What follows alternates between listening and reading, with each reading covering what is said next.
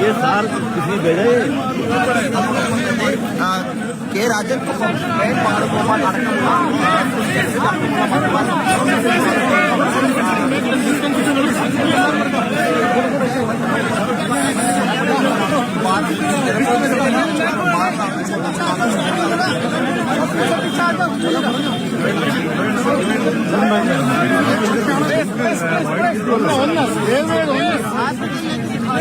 Please. Please.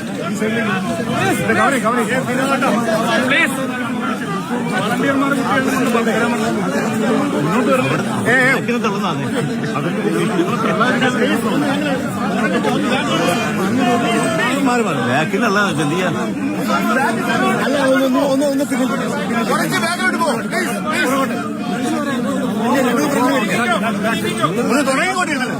Please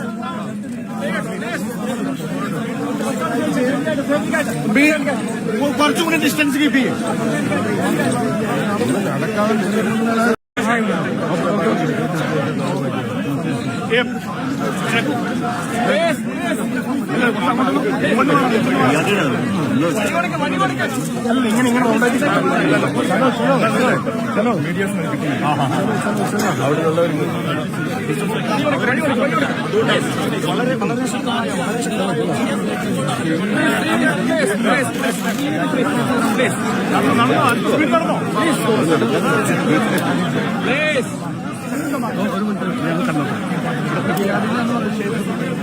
കുറെ കെടുത്തല്ലേ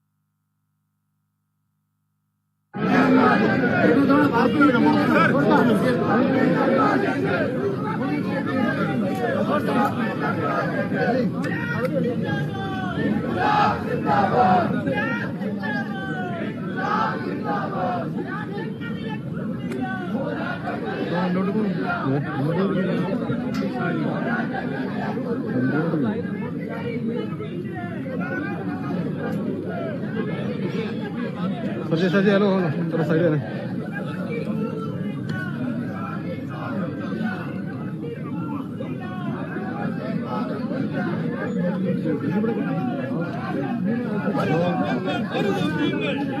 hello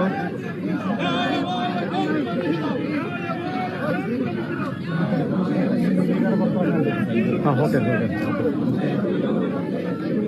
sir इच्छा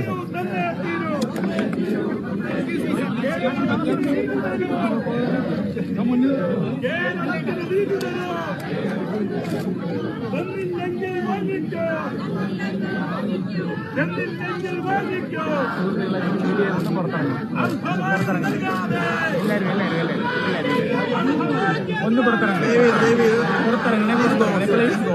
ഒന്ന് പുറത്തിറങ്ങണേ പ്ലീസ് മീഡിയയിൽ ഒന്ന് പുറത്തിറങ്ങണം.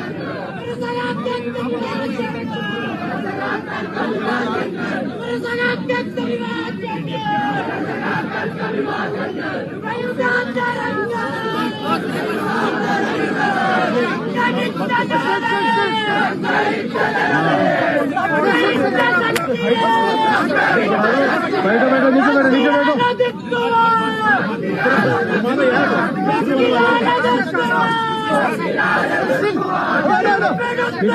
नीचे बैठो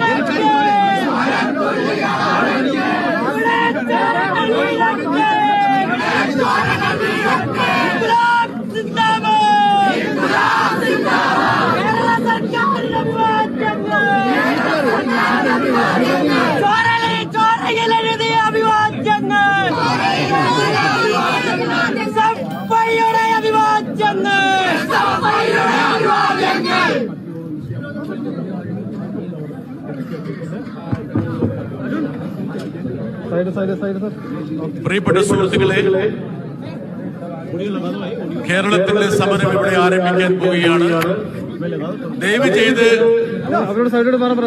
വേദിയിൽ നിന്ന് ആൾക്കാർ ഒന്ന് മാറുക, രണ്ട് സൈഡിലേക്ക് ഒതുങ്ങി നിൽക്കുക. എല്ലാവരും അവരുടെ കസേരകളിൽ ഇരിക്കുക.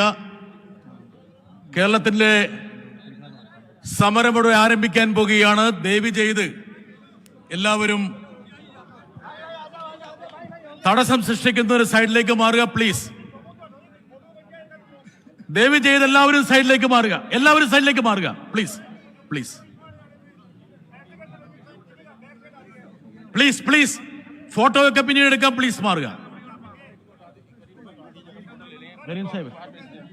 പ്രിയപ്പെട്ട സഹോദരി സഹോദരന്മാരെ, കേരളത്തിന്റെ ഐതിഹാസികമായ സമരം ഇവിടെ ആരംഭിക്കാൻ പോകുകയാണ്. ഇന്ത്യ എന്നാൽ യൂണിയൻ ഓഫ് സ്റ്റേറ്റ്സ് ആണ്.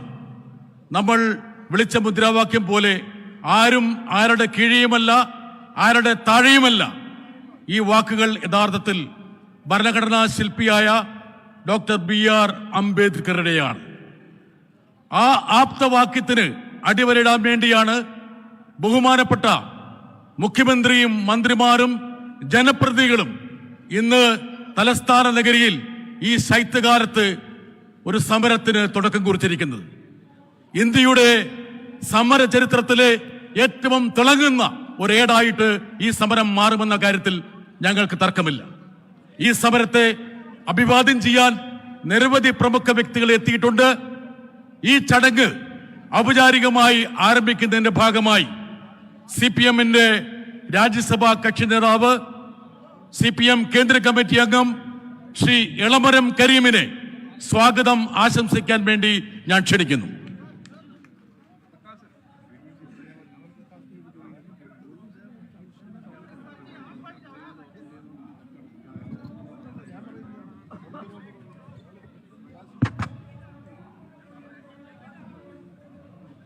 ബഹുമാന്യരെ, കേരളം ഇന്ന് ഫെഡറലിസത്തെ സംരക്ഷിക്കാനുള്ള ഒരു മഹത്തായ പോരാട്ടത്തിന് തലസ്ഥാന നഗരിയിൽ പ്രതിഷേധവുമായി എത്തിച്ചേർന്നിരിക്കുകയാണ്. ഇവിടെ എത്തിയിരിക്കുന്ന ബഹുമാനപ്പെട്ട കേരള മുഖ്യമന്ത്രി ഉൾപ്പെടെയുള്ള മന്ത്രിമാരും കേരളത്തിൽ നിന്നുള്ള പാർലമെന്റ് മെമ്പർമാരും നിയമസഭാംഗങ്ങളും എല്ലാം കേരളത്തിൻ്റെ ഒരു പരിച്ഛേദമാണ്. കേരള നിയമസഭ പാസാക്കിയ പ്രമേയത്തിൻ്റെ അടിസ്ഥാനത്തിൽ ഫെഡറൽ തത്വങ്ങൾ ലംഘിച്ചുകൊണ്ട് പ്രതിപക്ഷ പാർട്ടികളുടെ നേതൃത്വത്തിലുള്ള സംസ്ഥാന സർക്കാരുകളെ സാമ്പത്തികമായി തകർക്കുന്ന, വികസന പദ്ധതികളെ മുരടിപ്പിക്കുന്ന, രാഷ്ട്രീയ അട്ടിമറികൾ സംഘടിപ്പിക്കുന്ന, കേന്ദ്ര സർക്കാരിൻ്റെ ജനാധിപത്യ വിരുദ്ധ നയങ്ങൾക്കെതിരായ രാജ്യവ്യാപകമായി ഉയർന്നു വരുന്ന പ്രക്ഷോഭ സമരത്തിൻ്റെ ഏറ്റവും സുപ്രധാനമായ ഒരു ഘട്ടത്തിലാണ് കേരളം രാജ്യ തലസ്ഥാനത്തെത്തിയിരിക്കുന്നത്. ഇന്നലെ കർണാടക സർക്കാരിൻ്റെ നേതൃത്വത്തിൽ ഒരു പ്രക്ഷോഭം ഇവിടെ ഡൽഹിയിൽ ഇതേ സ്ഥലത്ത് നടക്കുകയുണ്ടായി. തമിഴ്നാട് ഇതേ പ്രശ്നങ്ങൾ ഉയർത്തിക്കൊണ്ട് കേന്ദ്ര സർക്കാരിൻ്റെ സംസ്ഥാനങ്ങളോടുള്ള നയങ്ങൾക്കെതിരെ, ഭരണഘടനാ വിരുദ്ധ നയങ്ങൾക്കെതിരെ നിരന്തരമായ പോരാട്ടത്തിലാണ്. അതിൻ്റെ എല്ലാം ഉച്ചസ്ഥായിയിലെത്തിയ ഒരു സന്ദർഭമാണ് ഇന്ന് കേരളത്തിലെ ജനങ്ങളുടെ പ്രതിനിധികൾ എല്ലാവരും ഒറ്റക്കെട്ടായി ഈ സമരരംഗത്ത് ഇവിടെ എത്തിച്ചേർന്നിരിക്കുന്നത്. ഈ പ്രതിഷേധ സമരത്തിൽ ഉയർത്തുന്ന പ്രശ്നങ്ങൾ ആദരണീയനായ കേരള മുഖ്യമന്ത്രി സഖാവ് പിണറായി വിജയനും മറ്റ് നേതാക്കളും ഇവിടെ വിശദീകരിക്കുന്നതാണ്. ഞാൻ അതിലേക്ക് കടക്കുന്നില്ല. നിശ്ചയമായും ഇന്ത്യൻ ഭരണഘടനയുടെ പ്രധാന തത്വങ്ങളിലൊന്നായ ഫെഡറലിസത്തെ തകർക്കാൻ അനുവദിക്കില്ല എന്ന ഉറച്ച പ്രഖ്യാപനമാണ് ഈ സമരവേദിയിൽ നിന്ന് ഉയർന്നു വരാൻ പോകുന്നത്. ഈ സമരത്തിൽ പങ്കെടുക്കാനെത്തിയ എല്ലാ ജനപ്രതിനിധികളെയും, ഡൽഹിയിൽ നിന്ന് ഈ സമരത്തോട് ഐക്യദാർഢ്യം പ്രകടിപ്പിക്കാൻ എത്തിച്ചേർന്ന ബഹുജനങ്ങളെയും ദേശീയ നേതാക്കളെയും എല്ലാം ഞാൻ സ്വാഗതം ചെയ്യുകയാണ്. I am very happy to welcome all our national leaders, Chief Minister and other ministers from Kerala, Member of Parliaments from Kerala and MLAs from Kerala, to raise protest against the anti-federal policies of Government of India. At all India level, several states led by opposition parties are on the path of agitation against the violation of constitutional rules such as federalism, secularism, and democracy. In that agitation, Kerala marks a historical day. Today, the entire Kerala people, representing the entire Kerala people, the whole ministry and people's representatives are assembled here to raise Kerala's protest against central government's anti-federal policies. ഇവിടെ എത്തിച്ചേർന്ന എല്ലാവരെയും ഞാൻ സ്വാഗതം ചെയ്യുന്നു. ആദരണീയനായ കേരള മുഖ്യമന്ത്രി ശ്രീ പിണറായി വിജയനെ നിങ്ങളുടെ എല്ലാവരുടെയും പേരിൽ സ്വാഗതം ചെയ്യുന്നു. Comrade Sitaram Yechury, General Secretary of CPIM, is present here. I welcome Comrade Sitaram Yechury. Comrade D. Raja, General Secretary of CPI, is here. I welcome Comrade D. Raja. CPIM State Secretary, Comrade Govindan Master, is here. I welcome MV Govindan Master. Secretary of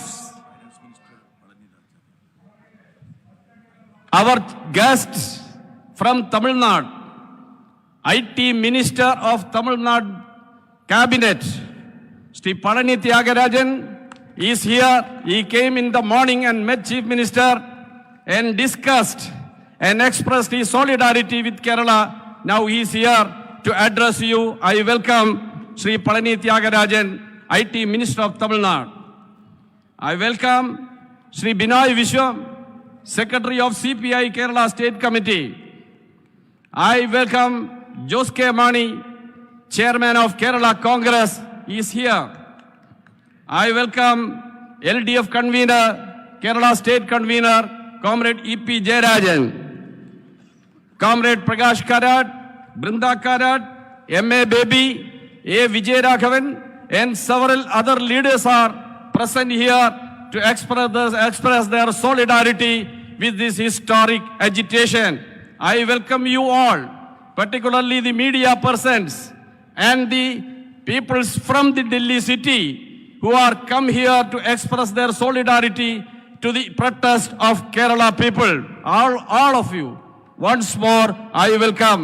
Comrade Binoy Vishwam will preside over this function.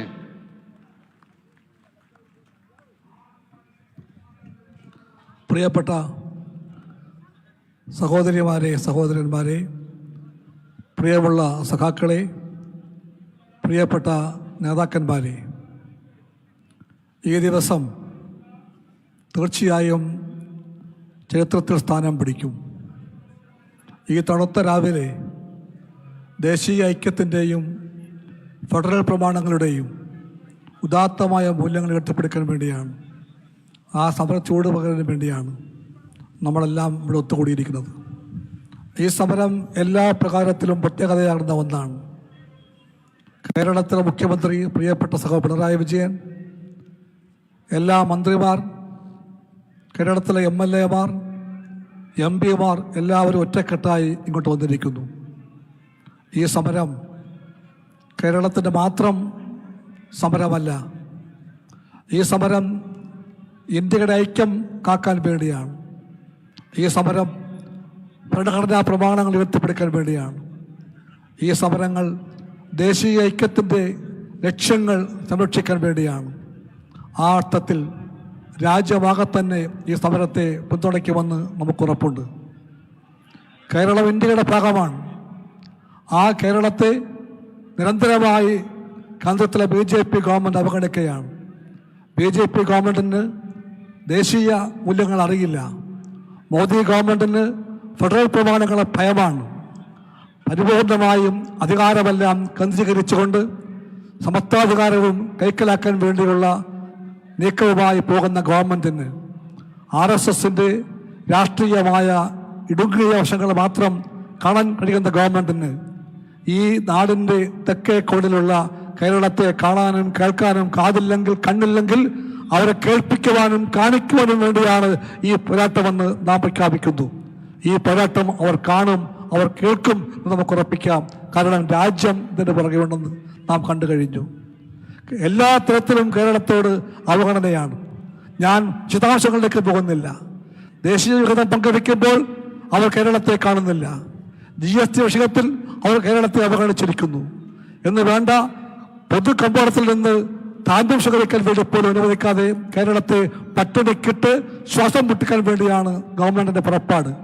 എല്ലാ തരത്തിലും വിദ്യാഭ്യാസ രംഗത്ത്, ആരോഗ്യരംഗത്ത്, ഭക്ഷ്യരംഗത്ത്, federal പ്രമാണങ്ങളിൽ എല്ലാ രംഗത്തും ഈ കേരളത്തോട് കാണിക്കുന്ന കൊടും അവഗണനയ്ക്ക് ഇനിയും നമുക്ക് സഹിച്ച് കൈകെട്ടി കാത്തിരിക്കാൻ കഴിയില്ല എന്നാണ് കേരളം പ്രഖ്യാപിക്കുന്നത്.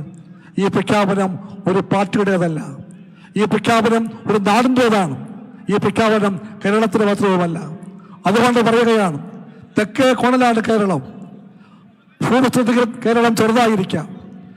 OV വിജയൻ പട്ടിലൊക്കെ പറഞ്ഞു, ലോകം ഒരു പന്താണെങ്കിൽ ആ പന്തിൽ പതിച്ച പൊട്ടാണ് ഇന്ത്യയെങ്കിൽ ആ പൊട്ടിന്റെ കോണില് ഒരു സൂചിമുന കുത്തായിരിക്കും അപ്പോൾ കേരളമെന്ന്. പക്ഷേ അത്രയും ചെറുതല്ല കേരളം.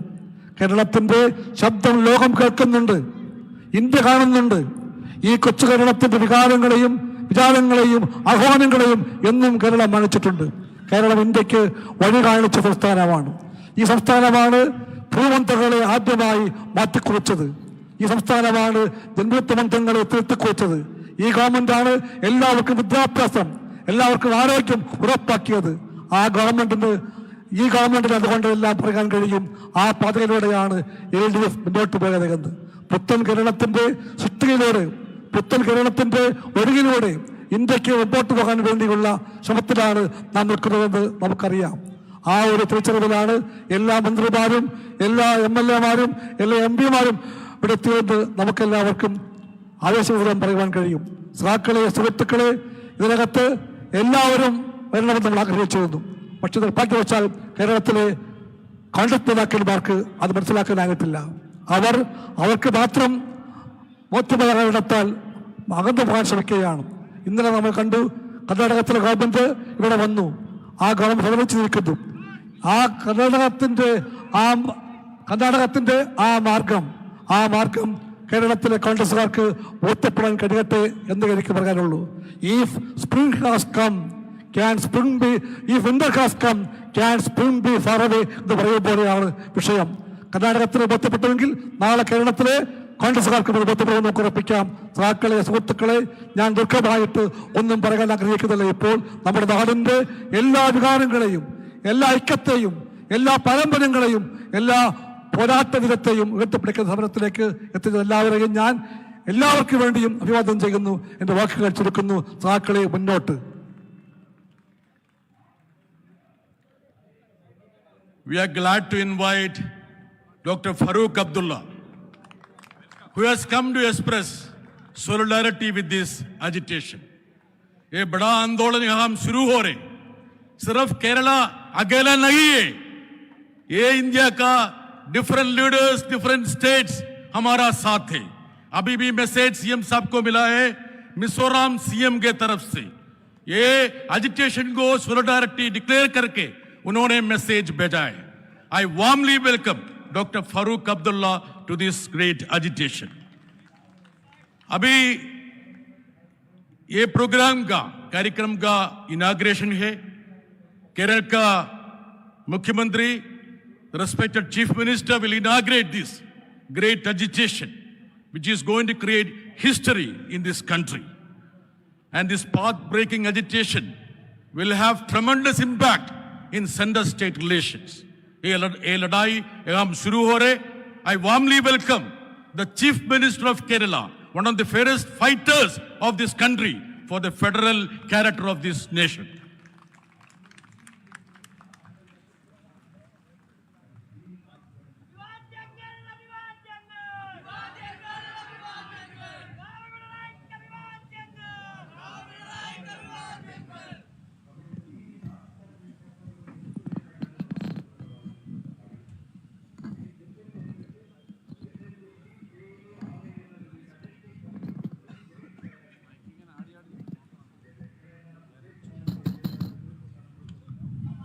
സഹോദരീ സഹോദരന്മാരെ, നമ്മുടെ ഈ പരിപാടിയിൽ ധാരാളം മലയാളികളല്ലാത്തവർ പങ്കെടുക്കുന്നുണ്ട്.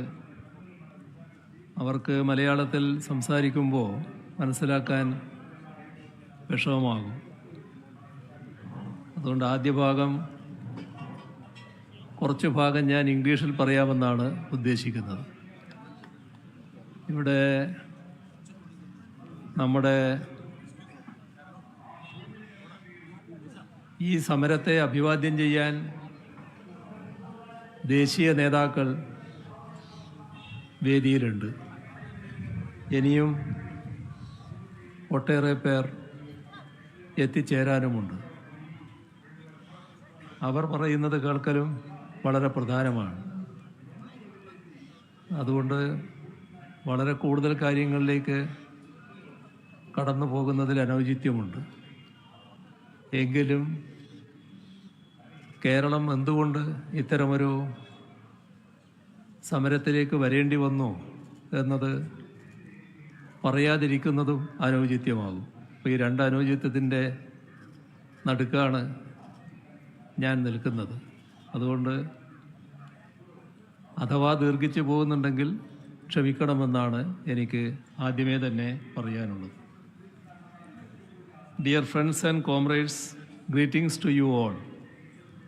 Today we are at a historical juncture of the Indian Republic.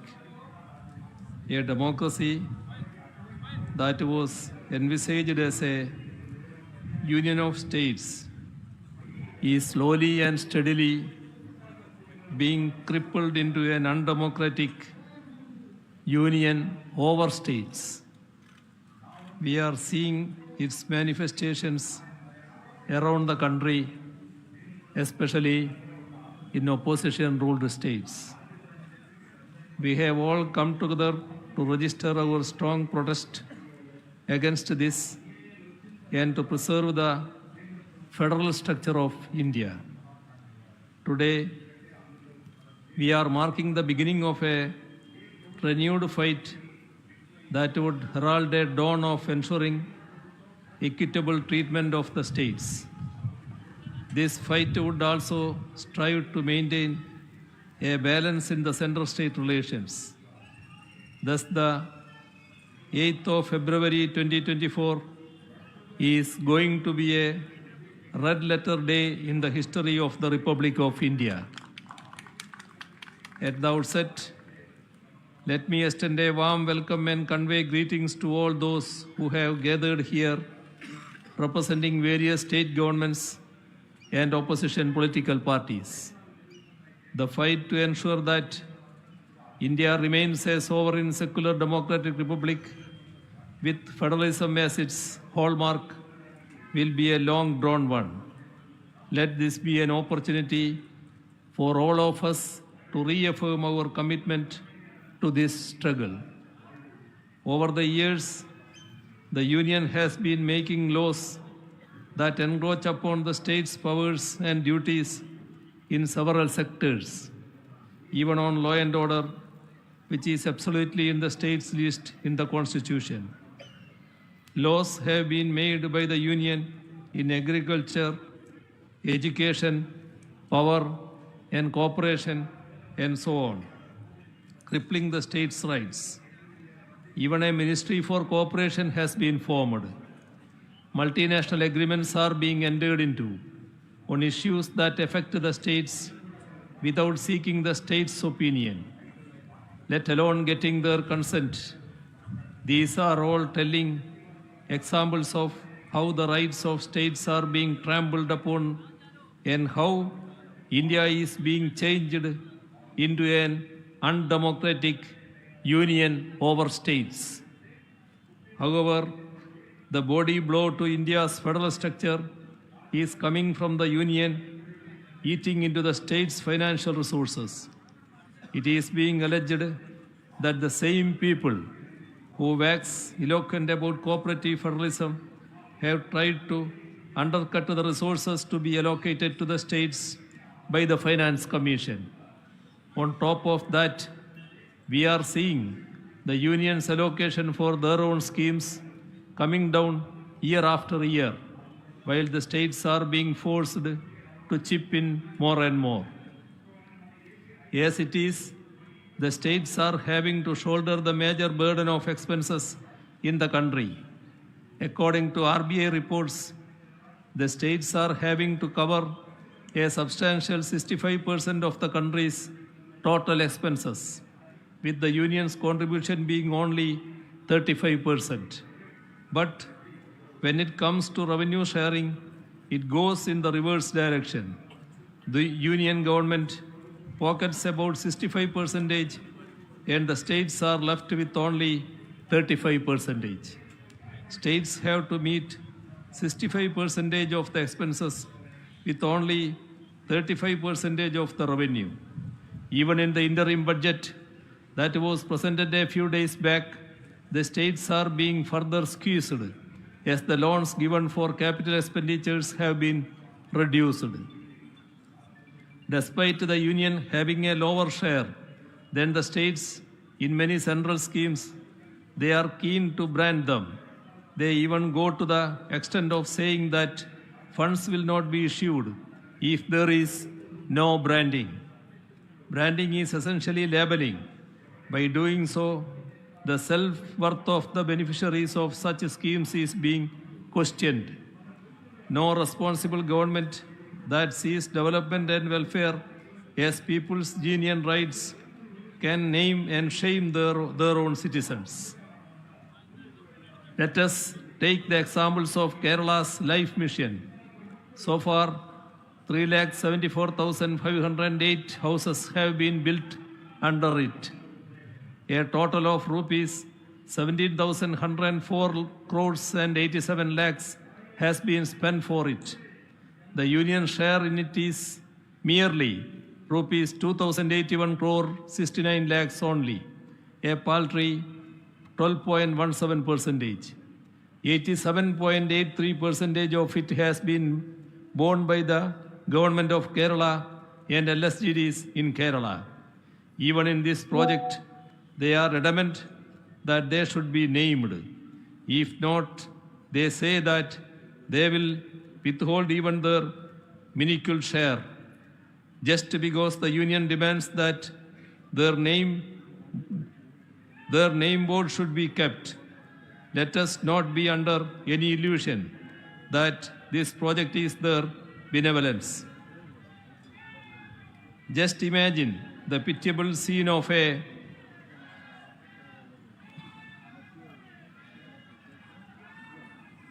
poor man's house bearing the mark that it is somebody else's gift.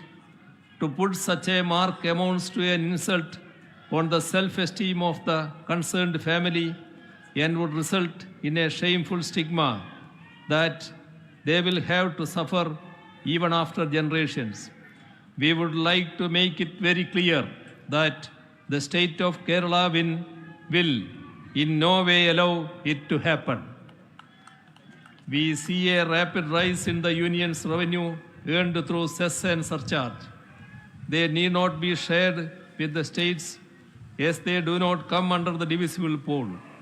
There has been a rise of 133% in collection of major cess and surcharge levied by the union government on various products between 2017-18 and 2022-23. It went up from rupees 2,18,553 crore to rupees 5,10,549 crore during that 5-year period.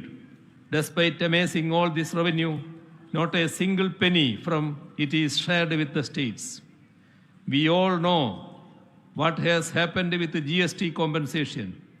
It was regularly being delayed, and it was when many of us state governments decided to approach the Honorable Supreme Court together that the union government disbursed arrears.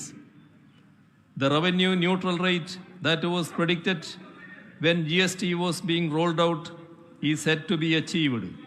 Yet, GST compensation has been done away with. When GST was introduced, there were some calculations by the Ministry of Finance that envisaged that in order to be revenue neutral, the average GST rate must be at least 17%. Until we achieve that specific benchmark, the union government is obliged to continue GST compensation. The current average rate is only 11.4%. States had to give up considerable financial rights so that GST could be introduced.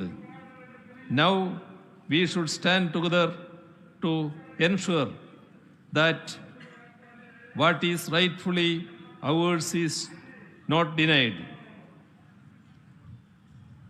ഇവിടെ കേരളത്തെ സംബന്ധിച്ചിടത്തോളം 3 തരത്തിലുള്ള കുറവുകളാണ് ഉണ്ടാകുന്നത്. ഒന്നാമത്തത്, രാജ്യത്തിൻ്റെ ആകെ വരുമാനത്തിൽ സംസ്ഥാനത്തിനുള്ള ഓഹരി തുടർച്ചയായി പരിമിതപ്പെടുത്തുകയാണ്. ആ പരിമിതപ്പെടുത്തൽ കൊണ്ടുവരുന്നതാണ് ഒന്നാമത്തെ കുറവ്. യൂണിയൻ സർക്കാർ ഏകപക്ഷീയമായാണ് ധനകാര്യ കമ്മീഷൻ്റെ പരിഗണനാ വിഷയങ്ങൾ തീരുമാനിക്കുന്നത്. സംസ്ഥാനങ്ങളുടെ നിർദ്ദേശങ്ങൾ അവയിൽ ഉൾപ്പെടുത്താറില്ല. ഓരോ ധനക്കമ്മീഷനും കഴിയുമ്പോൾ കേരളത്തിലെ നികുതി കുത്തനെ ഇടിയുകയാണ്.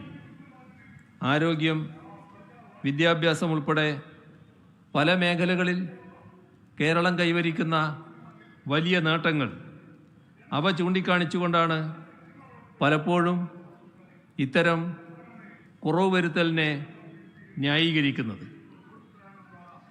ജനസംഖ്യാ നിയന്ത്രണത്തിൽ നല്ല നേട്ടം കൈവരിച്ച സംസ്ഥാനമാണ് കേരളം. പക്ഷേ ആ നേട്ടം സംസ്ഥാനത്ത് തന്നെ ശിക്ഷയായി മാറുകയാണ്. നേട്ടത്തിൻ്റെ പേരിൽ വിഹിതം കുറക്കുന്നു. നേട്ടങ്ങൾ പരിരക്ഷിക്കണമെങ്കിൽ പണം വേണ്ടേ? പുതുതലമുറ പ്രശ്നങ്ങൾ നേരിടണമെങ്കിൽ അതിനും പണം വേണ്ടേ? അത് തരാൻ തയ്യാറല്ല. നേട്ടത്തിന് ശിക്ഷ, ഇത് ലോകത്ത് മറ്റൊരിടത്തും കാണാൻ കഴിയാത്ത പ്രതിഭാസമാണ്. രണ്ടാമത്തേത്, കേരളത്തിന് യൂണിയനിൽ നിന്ന് വിവിധ ഇനങ്ങളിൽ ലഭിക്കേണ്ട തുകകൾ വൈകിക്കുകയാണ്. ഇത്തരം വൈകിക്കൽ മൂലം ഉണ്ടാകുന്ന കുറവുണ്ട്.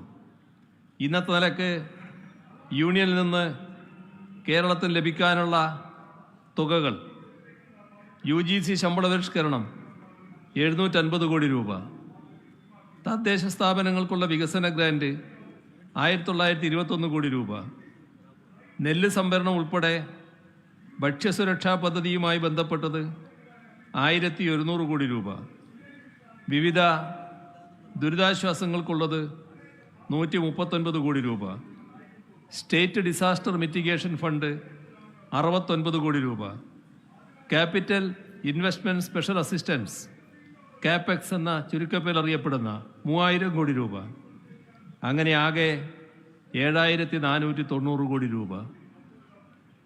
ഫണ്ട് ട്രാൻസ്ഫറുകളുമായി ബന്ധപ്പെട്ട് എല്ലാ സംസ്ഥാനങ്ങളും ഇത്തരത്തിലുള്ള പ്രതിസന്ധിയാണ് നേരിടുന്നത്. UGC ഫണ്ട് കാര്യത്തിൽ കേരളം നേരിട്ടൊരു വൈഷമ്യം.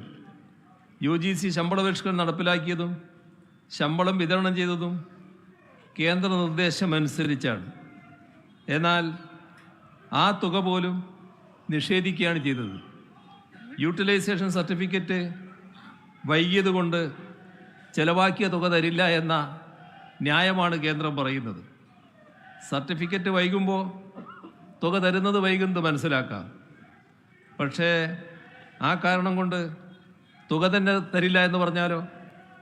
750 കോടി രൂപയാണ് ഈ രീതിയിൽ നഷ്ടപ്പെടുന്നത്. ഇതേ വിധത്തിലാണ് മറ്റുള്ള കാര്യങ്ങൾ. മൂന്നാമത്തേത് ഭരണഘടനയെ ദുർവ്യാഖ്യാനം ചെയ്യുകയാണ്. അങ്ങനെ ദുർവ്യാഖ്യാനം ചെയ്തുകൊണ്ട് വായ്പയെടുക്കൽ പരിമിതപ്പെടുത്തുന്നു. അതുകൊണ്ട് സംസ്ഥാനത്തിനുണ്ടാകുന്ന കുറവുണ്ട്.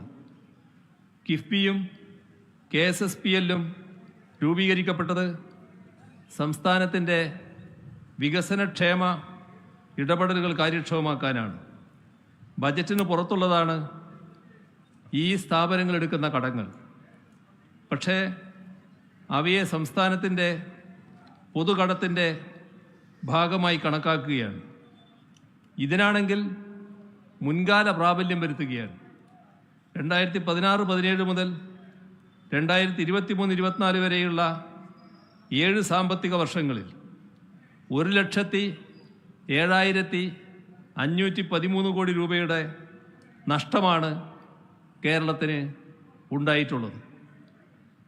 15ാം ധനകാര്യ കമ്മീഷൻ്റെ നിർദ്ദേശങ്ങൾക്ക് പ്രസിഡന്റിൻ്റെ അംഗീകാരം ലഭിക്കുകയും യൂണിയൻ സർക്കാർ തന്നെ അവ പാർലമെൻറ്റിനെ അറിയിക്കുകയും ചെയ്തിട്ടുള്ളതാണ്.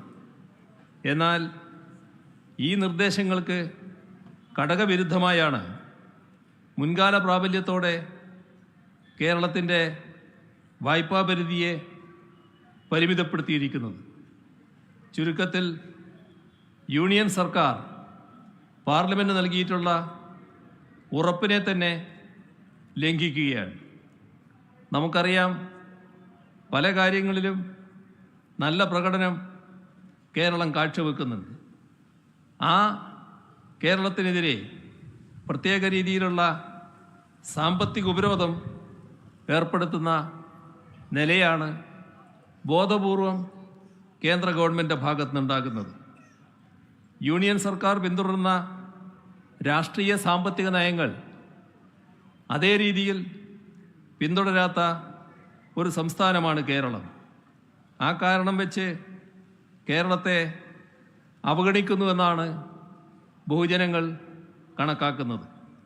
തീർത്തും ജനാധിപത്യ വിരുദ്ധമായ സമീപനമാണ് ഇത്.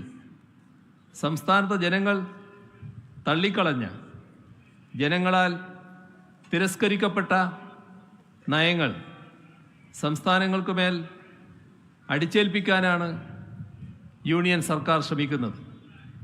സംസ്ഥാനങ്ങളിൽ നടപ്പാക്കേണ്ട പദ്ധതികൾക്കുമേൽ യൂണിയൻ സർക്കാർ നിയന്ത്രണം ഏർപ്പെടുത്തുകയാണ്. കേരളത്തെ സംബന്ധിച്ചിടത്തോളം ഇത് ഒരു രീതിയിലും അംഗീകരിക്കാൻ കഴിയുന്നതല്ല. യൂണിയൻ സർക്കാർ പിന്തുടരുന്ന രാഷ്ട്രീയ സാമ്പത്തിക നയങ്ങളുണ്ട്. ആ രാഷ്ട്രീയ സാമ്പത്തിക നയങ്ങളോട് കേരളത്തിന് യോജിപ്പില്ല.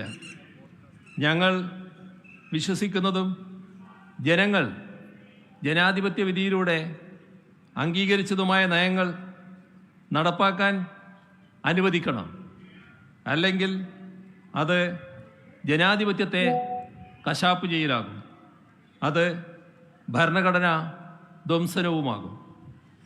യൂണിയൻ സർക്കാരിൻ്റെ ഇത്തരം വിവേചനങ്ങൾ കേരള സമ്പദ്ഘടനയ്ക്കും സമൂഹത്തിനും മേൽ ദൂരവ്യാപകമായ പ്രത്യാഘാതങ്ങളാണ് ഉണ്ടാക്കാൻ പോകുന്നത്. കേരളത്തിൻ്റെ ഇപ്പോഴത്തെ GSDP ഏതാണ്ട് 11 ലക്ഷം കോടി രൂപയാണ്. വായ്പ പരിമിതപ്പെടുത്തിക്കൊണ്ട് മാത്രം ഇതിൻ്റെ ഏകദേശം 10% കേരളത്തിന് നഷ്ടപ്പെടുന്നത്. ഇത്തരത്തിൽ യുക്തിരഹിതമായി പൊടുന്നനെ വരുത്തുന്ന വെട്ടിക്കുറവുകൾ സംസ്ഥാനത്തിൻ്റെ വികസനക്ഷേമ പ്രവർത്തനങ്ങളെ പ്രതികൂലമായി ബാധിക്കുകയാണ്. ക്യാപിറ്റൽ എക്സ്പെൻഡിച്ചർ മൾട്ടിപ്ലയർ ഇഫക്റ്റ് കണക്കുകൂട്ടിയാൽ അടുത്ത 5 വർഷം കൊണ്ട് ഏതാണ്ട് 2 മുതൽ 3 ലക്ഷം കോടി രൂപ വരെ കേരളത്തിന് നഷ്ടമുണ്ടാകും. അതായത് അക്കാലയളവ് കൊണ്ട് കേരളത്തിൻ്റെ സമ്പദ്ഘടന 20 മുതൽ 30% വരെ ചുരുങ്ങും. 2018 പ്രളയത്തിൻ്റെ ഘട്ടത്തിലും കേരളത്തോട് ഇത്തരത്തിൽ യൂണിയൻ സർക്കാർ വിവേചനം കാട്ടിയിരുന്നു. പ്രളയത്തെ അതിജീവിക്കാനുള്ള പാക്കേജ് ഒന്നും കേരളത്തിന് പ്രത്യേകമായി ഏർപ്പെടുത്തിയില്ല. പ്രളയഘട്ടത്തിൽ നടത്തപ്പെട്ട ദുരിതാശ്വാസ പ്രവർത്തനങ്ങൾക്ക് നിർബന്ധപൂർവം പണം ഈടാക്കി. ആ ഘട്ടത്തിൽ ലഭ്യമാക്കിയ ഭക്ഷ്യധാന്യങ്ങൾക്ക് വരെ പണം പിടിച്ചുപറിച്ചു. ഇത്തരം ദുരന്തങ്ങൾ അടിക്കടി ഉണ്ടാകുന്നതുകൊണ്ട് കേരളത്തിലൊരു കാലാവസ്ഥാ ഗവേഷണ കേന്ദ്രം ഏർപ്പെടുത്തണമെന്ന് കേരളം ആവശ്യപ്പെട്ടു. പക്ഷേ അതും യൂണിയൻ ഗവൺമെൻറ് നിഷേധിച്ചു. പ്രളയഘട്ടത്തിൽ കേരളത്തിന് സഹായം ലഭ്യമാക്കാനായി പല വിദേശ രാജ്യങ്ങളും സ്വമേധയാ മുന്നോട്ട് വന്നു.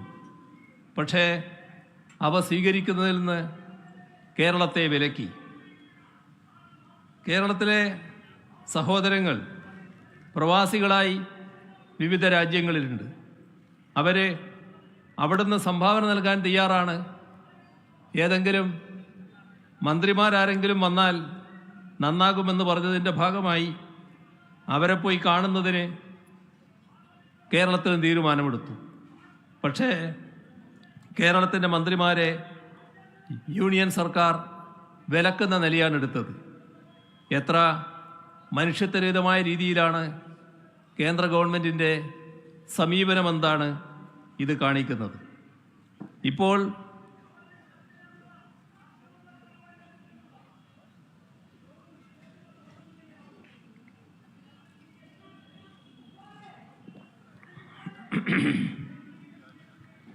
പ്രഖ്യാപിക്കപ്പെട്ട ഇടക്കാല ബജറ്റിൽ കേരളത്തോടുള്ള വിവേചനവും അനീതിയും പ്രകടമാണ്.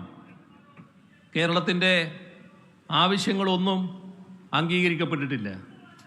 എയിംസ്, കേരയിൽ, ശബരിപാത, കോച്ച് ഫാക്ടറി, മെമു ഷെഡ് തുടങ്ങിയ ആവശ്യങ്ങളൊന്നും കേട്ടതായി പോലും നടിച്ചില്ല. സ്വാഭാവിക റബ്ബറിൻ്റെ ഇറക്കുമതി ചുങ്കം വർദ്ധിപ്പിക്കുമെന്ന പ്രഖ്യാപനം ഉണ്ടായിട്ടില്ല. റബ്ബർ വിലസ്ഥിരത ഉറപ്പുവരുത്താനായി ഒരു കേന്ദ്ര ഫണ്ടും സ്ഥാപിച്ചിട്ടില്ല. തീരദേശ സംരക്ഷണത്തിനായി ഒരു പാക്കേജും പ്രഖ്യാപിച്ചില്ല. സാമൂഹ്യ സാമ്പത്തിക മേഖലകളിലെ നേട്ടങ്ങളുടെയും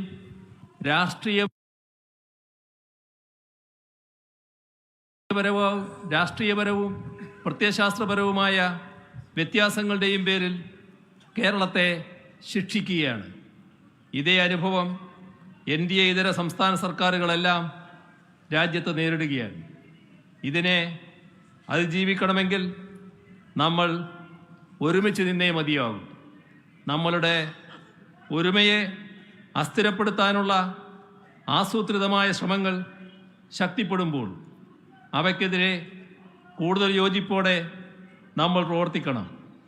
അങ്ങനെ ഫെഡറലിസത്തെയും സഹകരണാത്മക ഫെഡറലിസത്തെയും ശക്തിപ്പെടുത്തണം. ഇന്നലെ ബഹുമാനായ പ്രധാനമന്ത്രി ഇത്തരത്തിലുള്ള ചില പ്രക്ഷോഭങ്ങൾ കൂടി മനസ്സിൽ വെച്ചുകൊണ്ടാകാം ഇന്നലെ കർണാടക പ്രക്ഷോഭവുമായി രംഗത്ത് വന്നു. ഇന്ന് ഈ പ്രക്ഷോഭം നടക്കുന്നു. തമിഴ്നാട് ഇതേ രീതിയിലുള്ള പ്രക്ഷോഭം ഉയർത്തുന്നു. എല്ലാം ഇത്തരത്തിൽ അവഗണന നേരിടുന്ന സംസ്ഥാനങ്ങൾ യൂണിയൻ സർക്കാരിൻ്റെ നിലപാടിൽ പ്രതിഷേധിക്കുകയാണ്. അപ്പോൾ രാജ്യത്തിൻ്റെ പൊതുവായ ഐക്യത്തിനെതിരെ എന്തോ സൗത്ത് ഇന്ത്യ പ്രത്യേകമായ രീതിയിൽ അണിനിരക്കുന്നു എന്ന മട്ടിലുള്ള ഒരു പ്രതികരണം പ്രധാനമന്ത്രിയുടെ ഭാഗത്ത് നിന്ന് വരികയുണ്ടായി. രാജ്യത്തിൻ്റെ ഐക്യത്തിന് വിഘാതം സൃഷ്ടിക്കുന്ന നടപടികൾ യൂണിയൻ സർക്കാരിൻ്റെ ഭാഗത്തു നിന്നാണ് ഉണ്ടാകുന്നത്. ഞങ്ങൾ രാജ്യത്തിൻ്റെ ഐക്യത്തിന് വേണ്ടിയാണ് നിലകൊള്ളുന്നത്. രാജ്യത്തിൻ്റെ ഫെഡറലിസമാണ് രാജ്യത്തിൻ്റെ ഐക്യം ഉറപ്പുവരുത്തുന്നത്. മതനിരപേക്ഷതയാണ് രാജ്യത്തിൻ്റെ ഐക്യം ഉറപ്പുവരുത്തുന്നത്. അത്തരം കാര്യങ്ങൾ ശക്തിപ്പെടുത്തണം എന്നത് തന്നെയാണ് ഞങ്ങളുടെ പൊതുവായ നിലപാട്.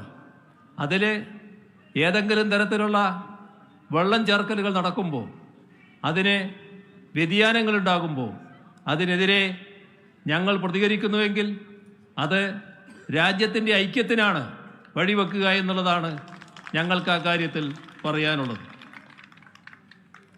ഇടക്കാല ബജറ്റിൽ ഉൾപ്പെടെ രാജ്യത്തെ സാധാരണക്കാർക്കും പാവപ്പെട്ടവർക്കും വേണ്ടി തങ്ങളൊന്നും ചെയ്യാൻ ഉദ്ദേശിക്കുന്നില്ല എന്നാണ് യൂണിയൻ സർക്കാർ വ്യക്തമാക്കിയിട്ടുള്ളത്. എന്നാൽ ജനങ്ങളുടെ സുഖവും ക്ഷേമവും ഉറപ്പുവരുത്താൻ പ്രതിജ്ഞാബദ്ധതയുള്ളവരെന്ന നിലക്ക് നമുക്ക് സംസ്ഥാന സർക്കാരുകൾക്ക് അത്തരത്തിലൊരു മനുഷ്യത്വ വിരുദ്ധ സമീപനം കൈക്കൊള്ളാൻ കഴിയുകയില്ല. ഓരോ സംസ്ഥാനത്തിൻ്റെയും അവസ്ഥ പരിശോധിച്ചാൽ ഈ കാര്യം മനസ്സിലാക്കാൻ കഴിയും. വലിയ തോതിൽ കേന്ദ്ര സർക്കാർ സഹായം നൽകുന്ന തൻകുഞ്ഞുങ്ങളായി കണക്കാക്കുന്ന സംസ്ഥാനങ്ങളുടെ പൊതുവായ പുരോഗതി എന്താണ് എന്ന് പരിശോധിക്കുമ്പോൾ അവിടുത്തെ ജനങ്ങളുടെ ജീവിത നിലവാരം എങ്ങനെ പുറകോട്ട് പോകുന്നു എന്നത് കാണാൻ കഴിയും. നമുക്ക് അർഹതപ്പെട്ടത് നേടിയെടുക്കാനായി പോരാടുന്നതിനോടൊപ്പം തന്നെ ജനങ്ങളുടെ ആവശ്യങ്ങൾ നിറവേറ്റാനുള്ള നൂതന മാർഗങ്ങൾ ആരായുകയും വേണം എന്നതാണ് ഞങ്ങൾ കാണുന്നത്. സംസ്ഥാനത്ത് സാമ്പത്തിക വൈഷമ്യമുള്ളത് സംസ്ഥാന സർക്കാരിൻ്റെ കെടുകാര്യസ്ഥത കൊണ്ടാണ് എന്ന് ചിലർ ആക്ഷേപിക്കാൻ തയ്യാറാകുന്നുണ്ട്. പൂർണ്ണമായും സത്യവിരുദ്ധമായ വാദമാണിത്. വൈഷമ്യങ്ങൾക്കിടയിലും ട്രഷറി സമ്പൂർണമായും കേരളത്തിൽ പ്രവർത്തന സജ്ജമാണ്. തനത് വരുമാനം വളരെ ശ്രദ്ധേയമാവിധം ഉയർന്ന ഘട്ടവുമാണിത്.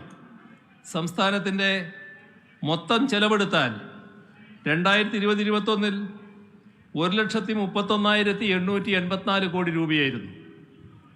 അത് 2020-21. അപ്പോൾ 2022-23 1,58,738 കോടി രൂപയായി ഉയർന്നു. 1,31,000 കോടിയിൽ നിന്ന് 1,58,000 കോടിയായി ഉയർന്നു.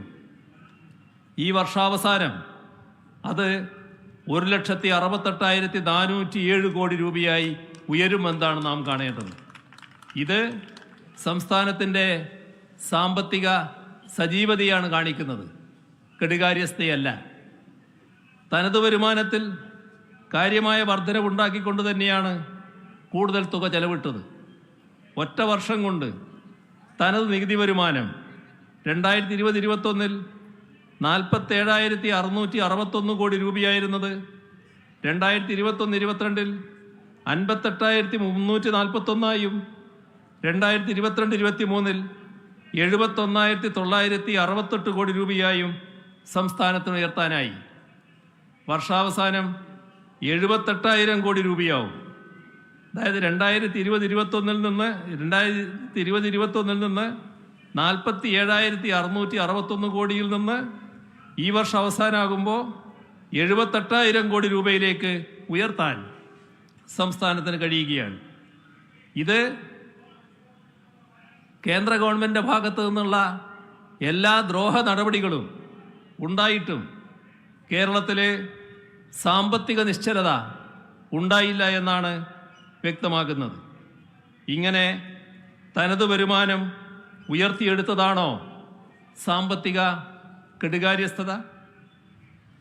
കേന്ദ്രത്തിൻ്റെ വിപരീത നിലപാടുകളൊക്കെ ഉണ്ടായിട്ടും ക്ഷേമ സേവന മേഖലകളിൽ ഒരു കുറവും വരുത്തിയില്ല. കാര്യമായ വർധനവ് ഉണ്ടാക്കാനും കഴിഞ്ഞു. 65 രൂപ സംസ്ഥാനം പിരിച്ചെടുത്താൽ 35 രൂപ കേന്ദ്രം തരുമെന്നാണ് കണക്ക്. കേരളം തനത് നികുതി വരുമാനമായി 79 രൂപ പിരിച്ചെടുക്കുമ്പോൾ കേന്ദ്രം തരുന്നത് 21 രൂപയാണ്.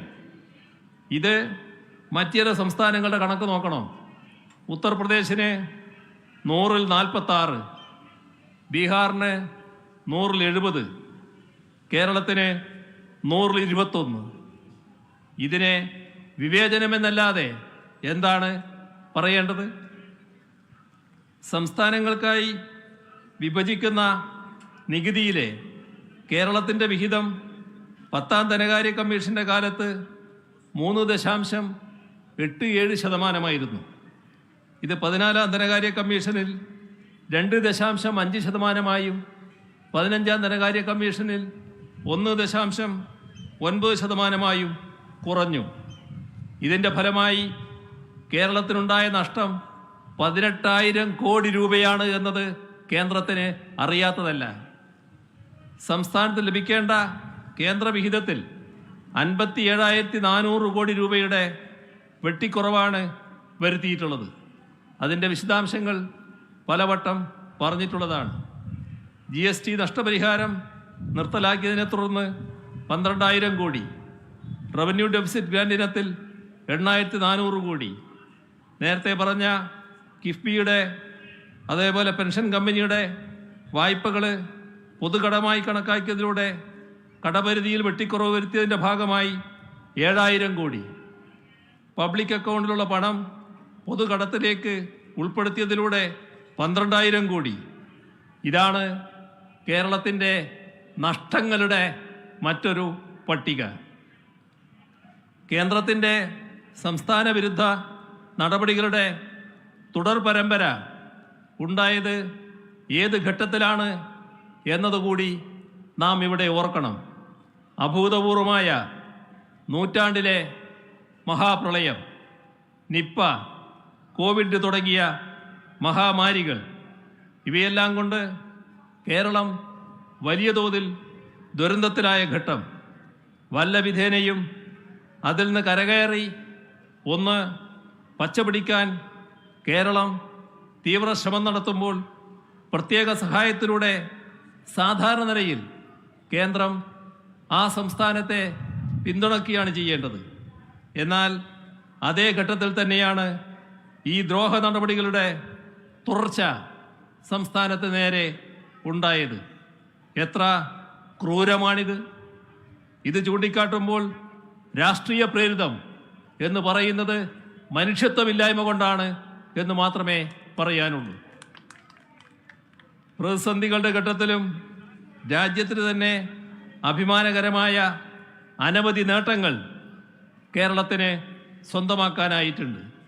നീതി ആയോഗിൻ്റെ ദേശീയ മൾട്ടി ഡയമെൻഷൻസ് ദാരിദ്ര്യ സൂചികയിൽ കുറവ് ദാരിദ്ര്യമുള്ള സംസ്ഥാനം, നീതി ആയോഗ് തയ്യാറാക്കിയ സുസ്ഥിര വികസന സൂചികകൾ പ്രകാരം രാജ്യത്ത് 1ാമത്തെ സംസ്ഥാനം, 2021 പബ്ലിക് അഫയേഴ്സ് ഇൻഡെക്സിൽ 1ാം സ്ഥാനം, കേന്ദ്ര വിദ്യാഭ്യാസ മന്ത്രാലയത്തിൻ്റെ മികവിൻ്റെ സൂചികയിൽ 1ാം സ്ഥാനം, നീതി ആയോഗിൻ്റെ ആരോഗ്യ സൂചികയിൽ 1ാം സ്ഥാനം, ഏറ്റവും കൂടുതൽ സൗജന്യ ചികിത്സ നൽകിയ സംസ്ഥാനത്തിനുള്ള കേന്ദ്ര സർക്കാരിൻ്റെ ആരോഗ്യമന്ത്രൻ പുരസ്കാരം, ഇന്ത്യ ടുഡേ നടത്തിയ ഹാപ്പിനെസ് ഇൻഡെക്സ് സർവേയിൽ 1ാം സ്ഥാനം തുടങ്ങി അസംഖ്യം നേട്ടങ്ങൾ കഴിഞ്ഞ 8 വർഷക്കാലയളവിൽ കേരളത്തിന് സ്വന്തമാക്കാനായി. കൂടുതൽ മികവിലേക്ക് പോകാൻ കേരളത്തെ സാധാരണഗതിയിൽ യൂണിയൻ സർക്കാർ പിന്താങ്ങുകയാണ് വേണ്ടത്. എന്നാൽ അതിനു പകരം ഈ മുന്നേറ്റത്തിന് തടസ്സങ്ങൾ സൃഷ്ടിക്കാനാണ് കേന്ദ്ര സർക്കാർ ശ്രമിക്കുന്നത്. ഞങ്ങൾ എല്ലാ മാർഗങ്ങളും നോക്കി. അതെല്ലാം പരാജയപ്പെട്ടപ്പോഴാണ് ഇത്തരമൊരു പ്രതിഷേധ സമരത്തിൻ്റെ മാർഗം ഞങ്ങൾ സ്വീകരിക്കാൻ നിർബന്ധിതമായത്. നഷ്ടങ്ങളും വിവേചനങ്ങളും ചൂണ്ടിക്കാട്ടി കേന്ദ്രത്തിന് പലവട്ടം കത്തുകൾ അയച്ചു, നേരിട്ട് പോയി സംസാരിച്ചു. സമഗ്രമായ ചിത്രം കേന്ദ്ര ധനമന്ത്രിയടക്കം ധരിപ്പിച്ചു. പ്രധാനമന്ത്രിയടക്കം രേഖാമൂലം ബോധ്യപ്പെടുത്താൻ ശ്രമിച്ചു. ഒരു വർഷത്തിലേറെയായി നിരന്തരമായി എല്ലാ വഴിക്കും ശ്രമിച്ചിട്ടും കേന്ദ്രത്തിൻ്റെ ഭാഗത്തു നിന്ന് ഒരു പ്രതികരണവുമില്ല. ഇത്തരമൊരു സാഹചര്യത്തിൽ മറ്റൊരു വഴിയുമില്ലാതെയാണ് ഇത്തരമൊരു സമരരംഗത്തേക്ക് കേരളം വന്നത്. സംസ്ഥാനങ്ങളുടെ അധികാരങ്ങൾക്ക് മേൽ നടത്തപ്പെടുന്ന കയ്യേറ്റങ്ങളുമായി ബന്ധപ്പെട്ട് സംസ്ഥാനങ്ങളെ ആകെ പൊതുവായി ബാധിക്കുന്ന കാര്യങ്ങൾ അത് നാം ഒന്നിച്ചു നിന്ന് നേരിടേണ്ടതാണ്, കൈകാര്യം ചെയ്യേണ്ടതാണ് എന്ന് തന്നെയാണ് പറയാനുള്ളത്. ഞാൻ വീണ്ടും ചില കാര്യങ്ങൾ മറ്റുള്ളവർക്ക് കൂടി മനസ്സിലാകുന്ന ഭാഷയിലേക്ക് കടക്കുകയാണ്. The union over states mentality is being reflected in how the governors across opposition-ruled states are functioning. Constitutionally, governors are to exercise their duties on the advice of the state cabinets. However, we are seeing this phenomena of governors in opposition-ruled states acting at the behest of the powers that appointed them, that is, the union government. We are gathered here in Delhi, where the union government has intruded extensively into the powers of the state government. As you are aware, this has become subject to severe criticism of the Supreme Court. We are all familiar with the case that was filed by the Delhi state government in the Honorable Supreme Court and the verdict of the Constitution bench. However, within days of that landmark judgment, in which the Honorable Chief Justice opined that a constitutionally entrenched and democratically elected government needs to have control over its administration, the union government introduced an ordinance and subsequently passed a bill in the parliament. It proves to us that the union government will go forward with their authoritarian tendencies to any extent to usurp the rights of the states. We have seen gubernatorial excesses in Punjab, West Bengal, Odisha, Telangana, Tamil Nadu, and so on. In many states, including Kerala, we have seen governors trying to overreach their constitutional mandate by meddling with the autonomy of the legislature. Assent to bills passed by legislative assemblies have been indefinitely delayed. In this context, it is to be noted that the Supreme Court did warn the governors that they were playing with fire. Yet, governors continue to play their political games. Multiple state governments have had to approach the judiciary against such undemocratic high-handedness. Kerala's governor does not have time to spend in Kerala. Mostly he is outside. ഇന്നും ഇവിടെയുണ്ട്. കേരള ഹൗസിൽ ചിലർ ചോദിച്ചു നിങ്ങളെ സമരത്തിൽ പങ്കെടുക്കാനോ കാണാനോ വന്നതാണോ. If at all he comes to Kerala, he does not have time to read out the entire governor's address in the assembly. But he has time to sit on the road and create a scene. In all opposition-ruled states, there have been instances of chancellors acting as at the behest of their political masters in matters related to universities. Interests and statutes of the states are being sidelined in this regard. Rather than consulting the state governments, even on matters related to state-funded universities, governors have made political interferences as chancellors. In Kerala too, the same is happening. the Chancellor, by misusing his powers, is appointing Senate members according to his own whims and fancies in an attempt to usurp the administration of universities and thereby even destroying the academic autonomy of our universities. There are some who alleged that this protest in Delhi is politically motivated. In reality, it is that allegation what is politically motivated.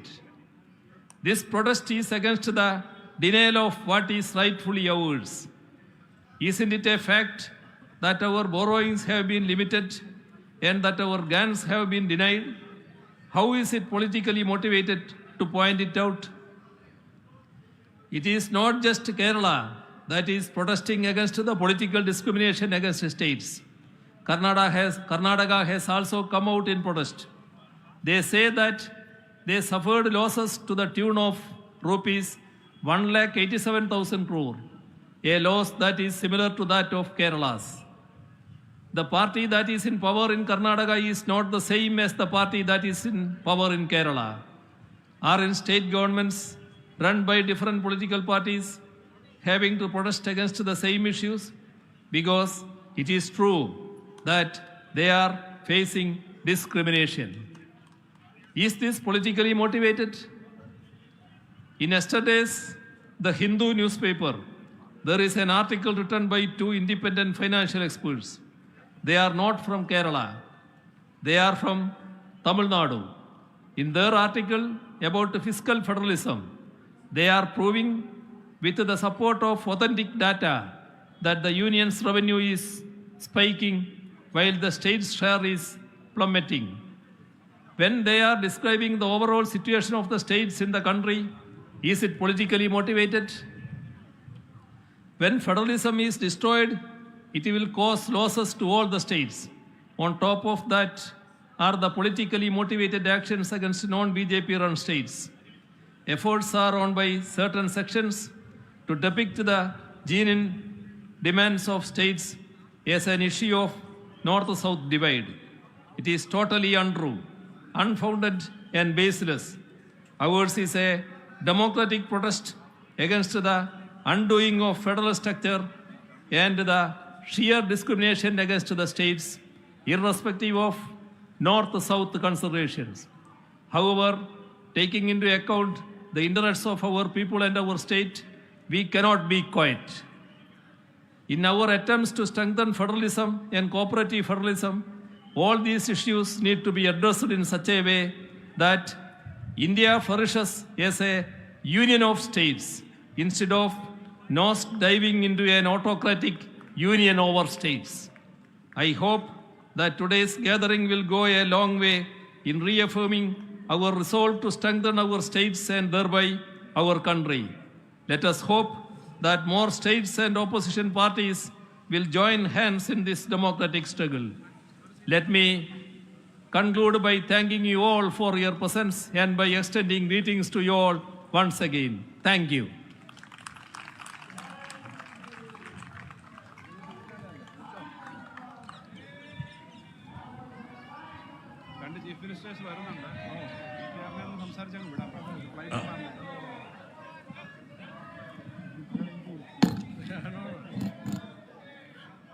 Chief Ministers of Delhi and Punjab, Mr. Kejriwal ji and Mr. Bhagwant Mann, are coming here to express their solidarity for this great agitation.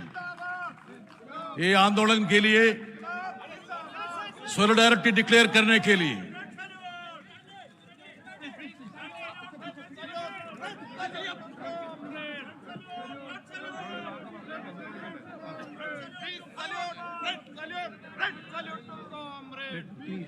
ये ticket चाहिए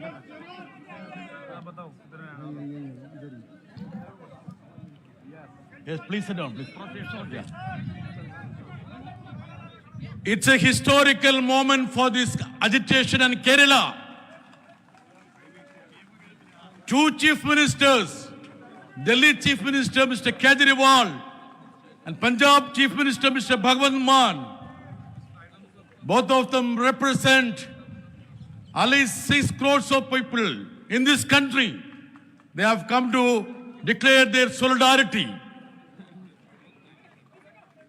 We also have leader of VCK, Dr. Tiruma Vallavani here, Member of Parliament, Lok Sabha. With the permission of Dr. Farooq Abdullah ji, Kejriwal ji, Bhagwant Mann ji, and other senior leaders, let me now invite Sri Palanivel Tyagarajan, the Minister of IT in Tamil Nadu. Let me just briefly say, he is one of the brave fighter for center-state relations. When he was a finance minister of Tamil Nadu, he jointly fought with Kerala for the rights of the states. Center और राज्यों के बीच में न्याय होने के लिए जितना लड़ाई कर रहा है, इसका आगे है हमारा दोस्त PTR. With your permission, I invite Mr. PTR to address this historic agitation.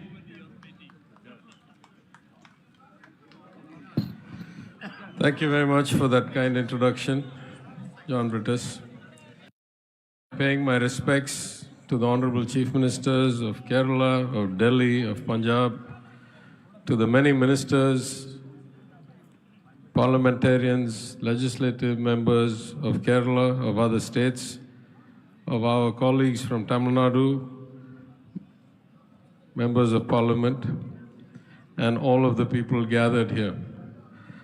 On behalf of our Chief Minister, Thiru M.K. Stalin, I'm happy to be a part of this vital expression of protest against the unfair, unjust, immoral, and ultimately self-destructive deprivation of funds from opposition states at historically unprecedented levels through hitherto unimaginable means. In his DO letter to the Honorable Chief Minister of Kerala, our Chief Minister pointed out 3 or 4 extreme examples.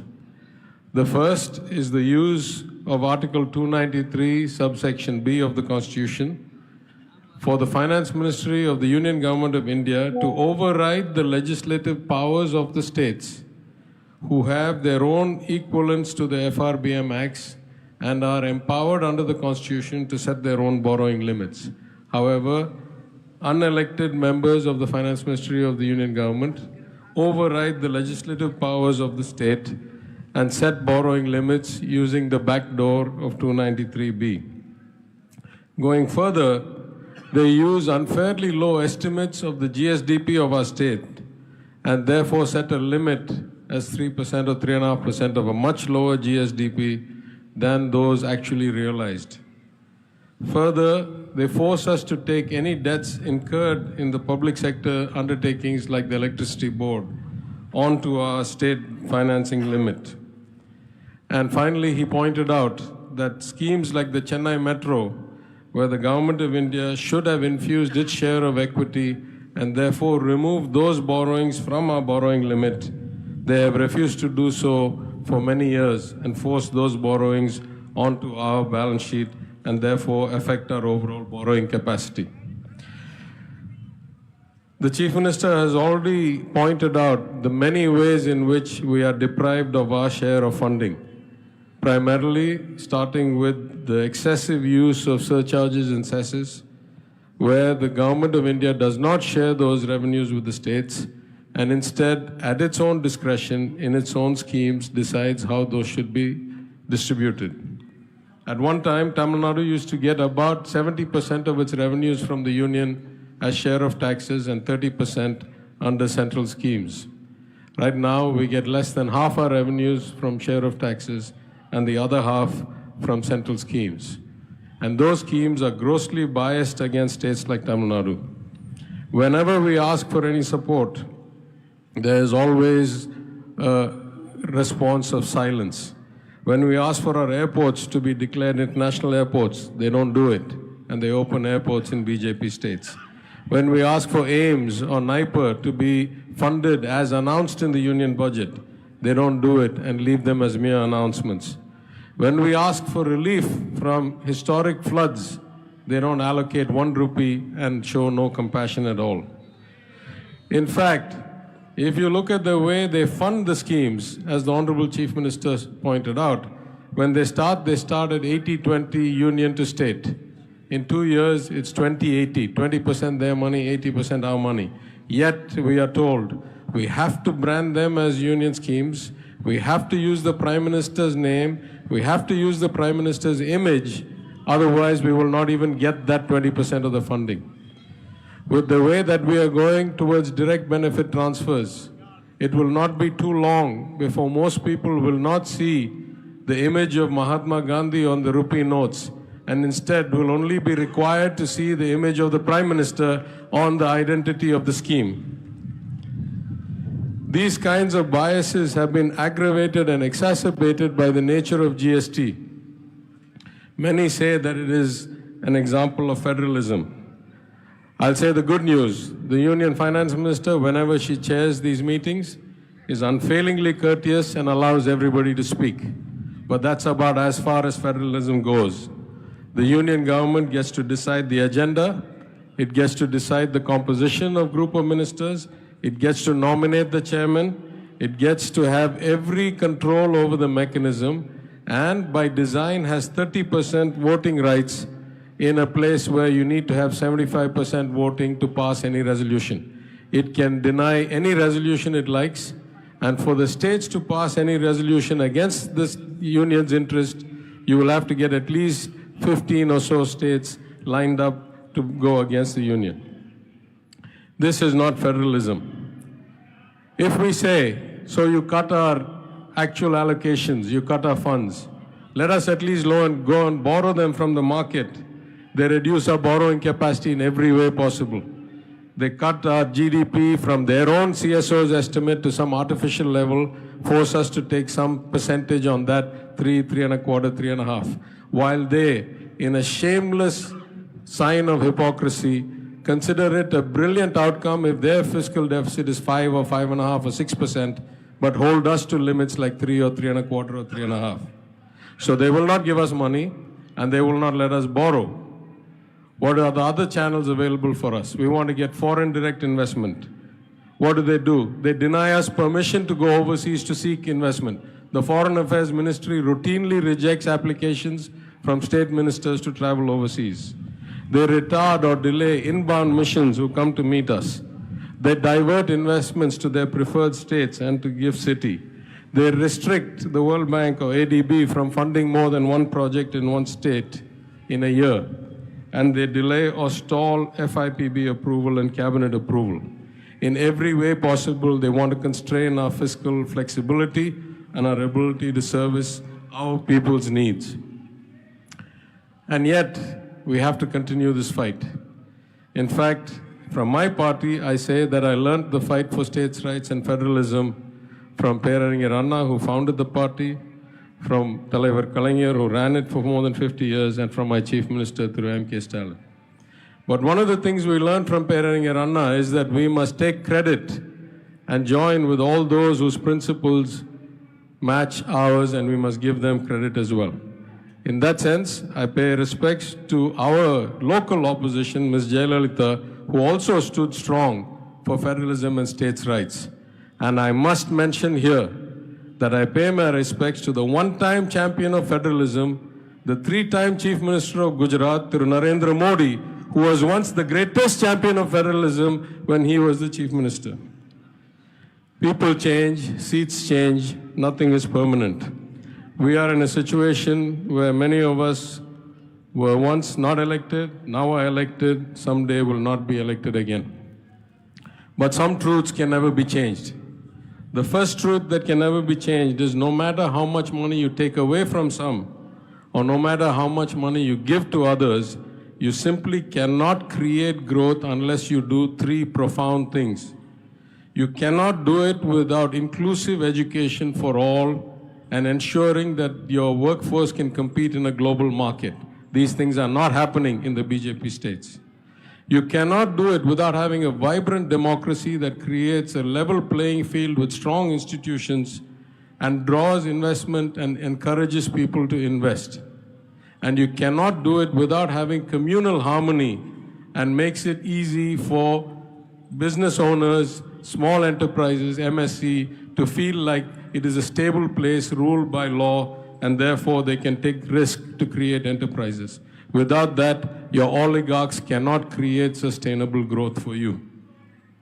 So where does that leave us? We keep the good fight.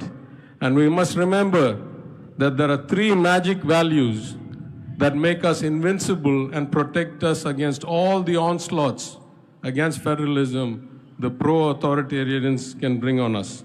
The first value is our culture of inclusion, of harmony, of self-respect, of social justice, of equal access, and of education as the basis for progress of society. We must protect our culture.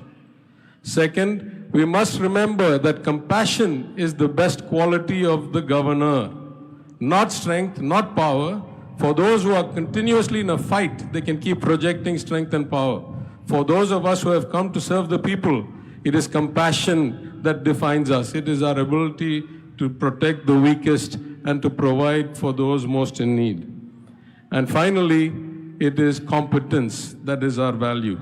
We must strive to do better every day, even as our resources get cut. We must bring in better advice. We must improve our own execution. The more learned and educated we are, the more we realize we need support from others and the input of brilliant minds. No one is all-knowing. No regime lasts forever.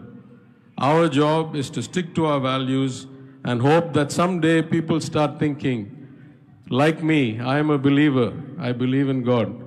But I don't believe any man is God. I don't believe any man is all-knowing. I believe that sooner or later all of us will have to vacate our seats. Our job is to hold our values, our culture, our compassion, our competence at the best level and wait for things to change. And that is the way we protect our language, our way of life, our history. Men will come and men will go. Our values and our cultures and our societies will go on strong because we have the right values. Thank you very much for inviting me, and I wish this protest all success. Thank you, PTR, for the great delivery. As he said, no man can be considered as God, and no regime will last. He has to catch the flight. That's why he is taking leave.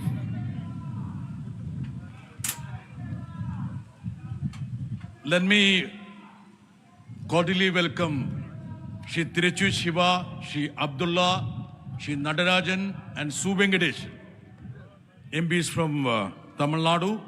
Tiruchu Shiva is the leader of the DMK. And also Shri Girirajan, Member of Parliament of DMK in Rajya Sabha. One of the stalwarts of the national politics who needs no introduction, senior-most politicians. Dr. Farooq Abdullah has been a champion of center-state relations. He has bore the brand of the High Highness. Thank you. Honorable Chief Ministers of Kerala, Delhi, Punjab, and all the leaders of the country. Thank you very much, sir, for inviting me to this meeting. India cannot become strong unless states are strong. If states are weak, there is no way you can call India becoming a great power in some years. As a doctor, I can tell you, if any part of your body gives way, you no longer are the same person. The same is the question of states. If any state remains behind, India cannot say that we are going to be mighty in some years and we will beat in the next 5 years, we'll be the strongest in the world in every sense. It's not going to happen. It's only talk. What we need to do in the opposition is to really unite, to fight the forces who are dividing us in every way. Otherwise, India is from Jammu and Kashmir to right down to Tamil Nadu, from Maharashtra all the way to Tripura. That is what India is. Multiple languages, multiple religions, multiple cultures. That is what makes India beautiful. If it was one, it's like a garden. If there was only one flower, that garden would never be beautiful. It's when you have multiple flowers, you go and see the garden. You come to Nishat Bagh in Kashmir, Shalimar and all those gardens, and tulip gardens. What do you come for? For seeing the beauty of the nature in every color. That is what we need in India today. We need to see. You've just heard Kerala Chief Minister, you heard the Minister from Tamil Nadu, how they are economically being deprived. How is the country going to progress if the state is deprived of their finances? I was hearing the other day Tamil Nadu MP speaking in the House about the cyclones they had. And not a single funding has been done to help them out of that thing. Union government's funds are not theirs only to decide. Tragedy is that gradually we are going into a position where there'll be one country with the one party only that will last, which is going to be tragedy for this nation. See, I am from Kashmir. Kerala Chief Minister spoke in his language. I could not understand it. But that is the glory of this nation. They cannot understand my language, but what unites us is the power of understanding that we cannot move forward unless we are united together. It is this which we are fighting for. We're not fighting BJP because they are in power. We want our rights, nothing else. We do not want their kingdom. We do not want their power. What we want is what is our right. Don't deprive us of our right. If you're giving aims to other states, why not to Tamil Nadu? Why not to the other states that are not ruled by your party? They have the right also to help people who are poor and can get better treatment. They don't want anything else. If they're deprived, how you think that they'll progress? Now look at Jammu and Kashmir. Since '83, from the time of Mrs. Gandhi, when she gave scheduled tribe to Ladakhis, and then gave it to the Gujars and Bakarwals. And she said herself that if the government of Jammu and Kashmir will write to us, we'll give it to also the Pahadis who have got the same situation in the state. It wasn't done till recently. In this house, it was announced that we will give Pahadis the scheduled tribe. Now the trouble is here, which I want our members to know, all these people to know.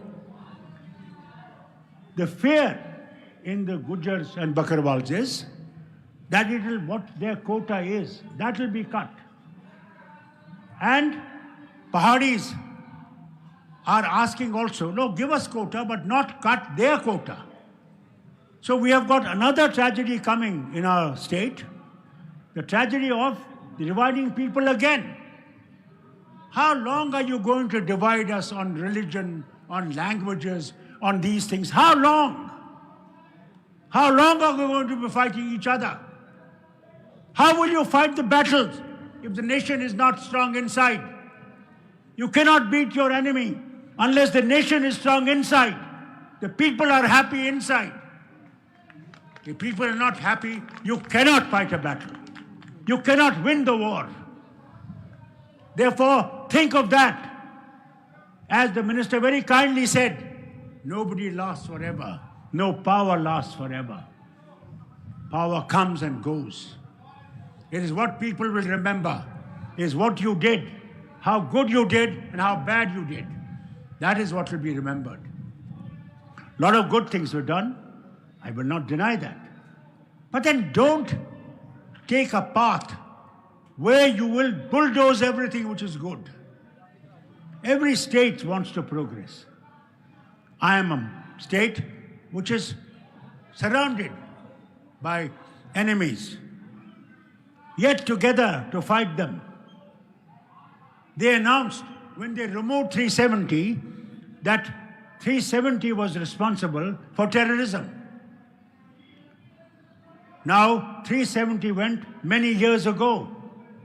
Yet yesterday, 2 innocent people were shot dead in Srinagar town. Who do they hold responsible? Is it 370 or is it their rule? They are saying all these things every time. All the time they say, we removed 370, what a great things we have done. But where have you achieved the hearts of the people? Where you achieved the love of the people? You deny us election. For the last 5 years you have denied us what is our right by the Constitution of India. You announced recently that you will hold elections to the panchayats, to the town area committees, to the municipalities, and then suddenly in 5 days you remove that order. Are we not part of India? Are we from some foreign nation? That you deny us our basic right? That we can govern ourselves? How long are you going to do this? Give us our right, constitutional right, so that we can move forward with the nation as people are moving. Nobody is against anyone. We want to progress. We want to move forward. With all these states, we want to move forward. But if you deny those states that are not part of you, you make them bow. And if you don't bow, we will see to it. You remember? I remind these people. You remember, sir? When the Home Minister in Karnataka, before the election, he said, if you don't vote for us, we will see to it that we'll cut your finance. Do you remember? It's exactly what is happening. How long are you going to deny people their right? Do you want a strong India or do you want a weak India? Decide. If you want a strong India, then for God's sake, don't consider opposition as enemies. Consider opposition as friends of the nation. The opposition is essential for the country to remain on a straight path.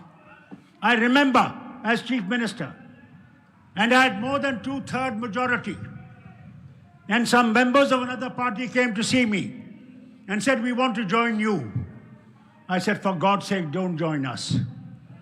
Remain there, because if we go wrong, you will tell us where we are wrong. If we are that brute majority and nobody says that you are wrong, then you cannot guide people to the right direction. Today, Prime Minister himself announces that opposition is important. Then for God's sake, let opposition live. In the Parliament, you're not able to speak. Parliament is not meant only for one-sided thing. Parliament is meant to discuss, debate, and achieve something which is good for the nation. None of us who sit in the Parliament want India to fail. We all want India to be strong in every way. But that cannot be done unless you allow opposition to exist, to survive, and to progress. To Kerala Chief Minister, I'll say thank you, sir, for calling this meeting so that nation can realize where we stand. We're not enemies of the nation. We are friends of the nation, and we want nation to survive and nation to grow. We want to rise to such heights that no nation has ever risen. But for God's sake, treat us that way. That is all we want. We want you to treat us as friends of the nation. God bless this nation. May this nation progress. And may this communal harmony continue to stand. I'm a Muslim. I'm proud to be a Muslim and I'm proud to be an Indian Muslim. This is what we want. We want to Hindu, you're a Sikh, you're a Muslim, you're a Christian, Buddhist, or whatever you are. We all want to live together in harmony, in understanding. My own religion tells me, don't oppose that fellow's God. For if you oppose his God, and he says something about your God, will you bear it? Will you tolerate it? That is what my religion tells me. I love every religion because every religion teaches you good things. No religion teaches you bad. But when you start dividing people and thinking in terms of differently, for God's sake, give that up. This nation will survive if we all live together in happiness, in pursuit of progress. That's what we want. Thank you, Chief Minister Saab, for calling me, and God bless your movement, and may you all succeed in teaching this India towards better future. Important is unity of purpose.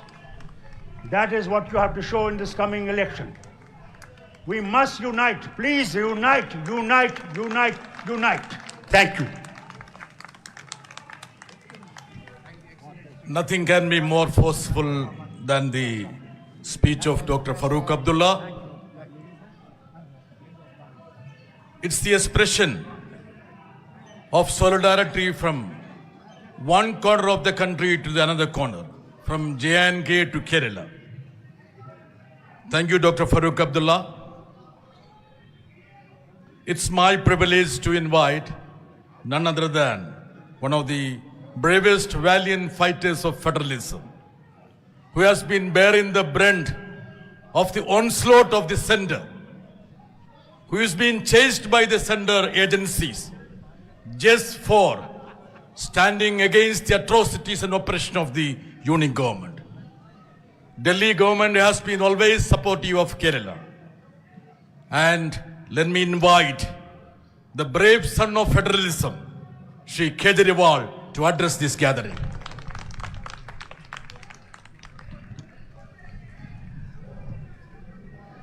Kerala के आदरणीय मुख्यमंत्री श्री पिनरई विजयन साहब, पंजाब के लोकप्रिय मुख्यमंत्री श्री भगवंत मान साहब, मंच पे मौजूद कई राज्यों के और कई पार्टियों के आज यहाँ पे आए हुए सभी नेतागण और मंत्रीगण, और यहाँ पे आए हुए सभी भाइयों बहनों, आप सब लोगों को मेरा नमस्कार, सबको मेरा प्रणाम। मुझे लगता है आज इस देश को ये दिन भी देखना था। ये जंतर मंतर वो जगह है जहाँ पे इस देश की प्रजा सरकारों के एक्सप्लॉयटेशन से तंग आके यहाँ पे धरने प्रदर्शन करने आती है, लेकिन आज यहाँ पे केरला के मुख्यमंत्री को अपना सारा कामकाज छोड़ के केरला से दिल्ली यहाँ पे धरना करने के लिए आना पड़ा केंद्र सरकार की ज्यादतियों के खिलाफ। मैं समझ रहा हूँ ये भी इस देश को ये दिन भी देखना था। आज लगभग आधे राज्यों के अंदर विपक्ष की सरकारें हैं और आधे राज्यों के अंदर उन लोगों की सरकारें हैं। जो विपक्ष की सरकारें हैं आधे राज्यों के अंदर, तो लगभग 70 करोड़ लोगों को ये विपक्ष की सरकारें रिप्रेजेंट करती हैं। 70 करोड़ लोगों को, आधे देश को। और इस वक्त ऐसा लगता है कि केंद्र सरकार ने विपक्ष की सरकारों के खिलाफ युद्ध छेड़ा हुआ है। ऐसा लगता है कि जंग छेड़ी हुई है, लड़ाई छेड़ी हुई है। हिंदुस्तान पाकिस्तान का रखा है हम लोगों के साथ। हम ये पूछना चाहते हैं कि क्या आप इन 70 करोड़ लोगों को अपना नहीं मानते? क्या आप केरला के लोगों को अपना नहीं मानते? क्या आप तमिलनाडु के लोगों को अपना नहीं मानते? क्या आप कर्नाटका के, दिल्ली के, पंजाब के, वेस्ट बंगाल के लोगों को अपना नहीं मानते? क्या ये सारे पराये हैं? क्या ये भारत के नागरिक नहीं है? यहां के 70 करोड़ लोगों ने विपक्ष के लोगों को चुन के सरकार बनाई। संविधान के अंदर लिखा है कि इन सरकारों की क्या पावर है। शिक्षा की पावर राज्य सरकारों की, स्वास्थ्य की पावर राज्य सरकारों की। संविधान के अंदर लिखा है कि क्या क्या पावर है। आप हमें अपना काम ही नहीं करने देते। सारी विपक्ष की सरकारों को तरह तरह से प्रताड़ित करने के लिए आज केंद्र सरकार सारे हथकंडे अपना रही है। मोटे मोटे तौर पे देखें तो 3 तरह से केंद्र सरकार विपक्ष की सरकारों को तंग कर रही है। सबसे पहला,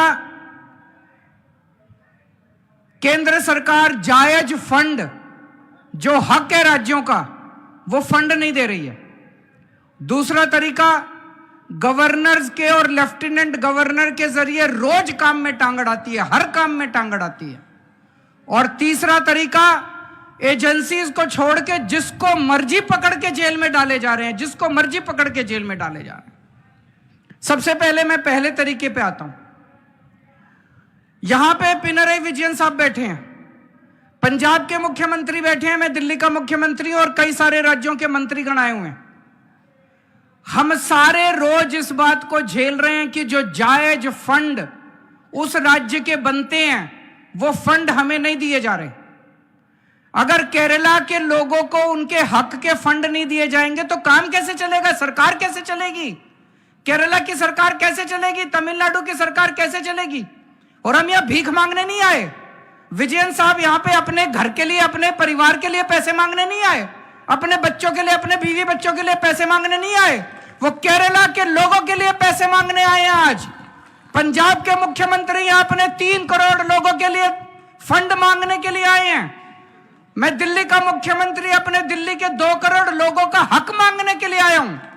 संविधान में लिखा है कि कितना पैसा किस सरकार को मिलेगा। ये वाला टैक्स आएगा, मैं इनकम टैक्स में था, ये थोड़ा सा ज्यादा जानता हूं इसको।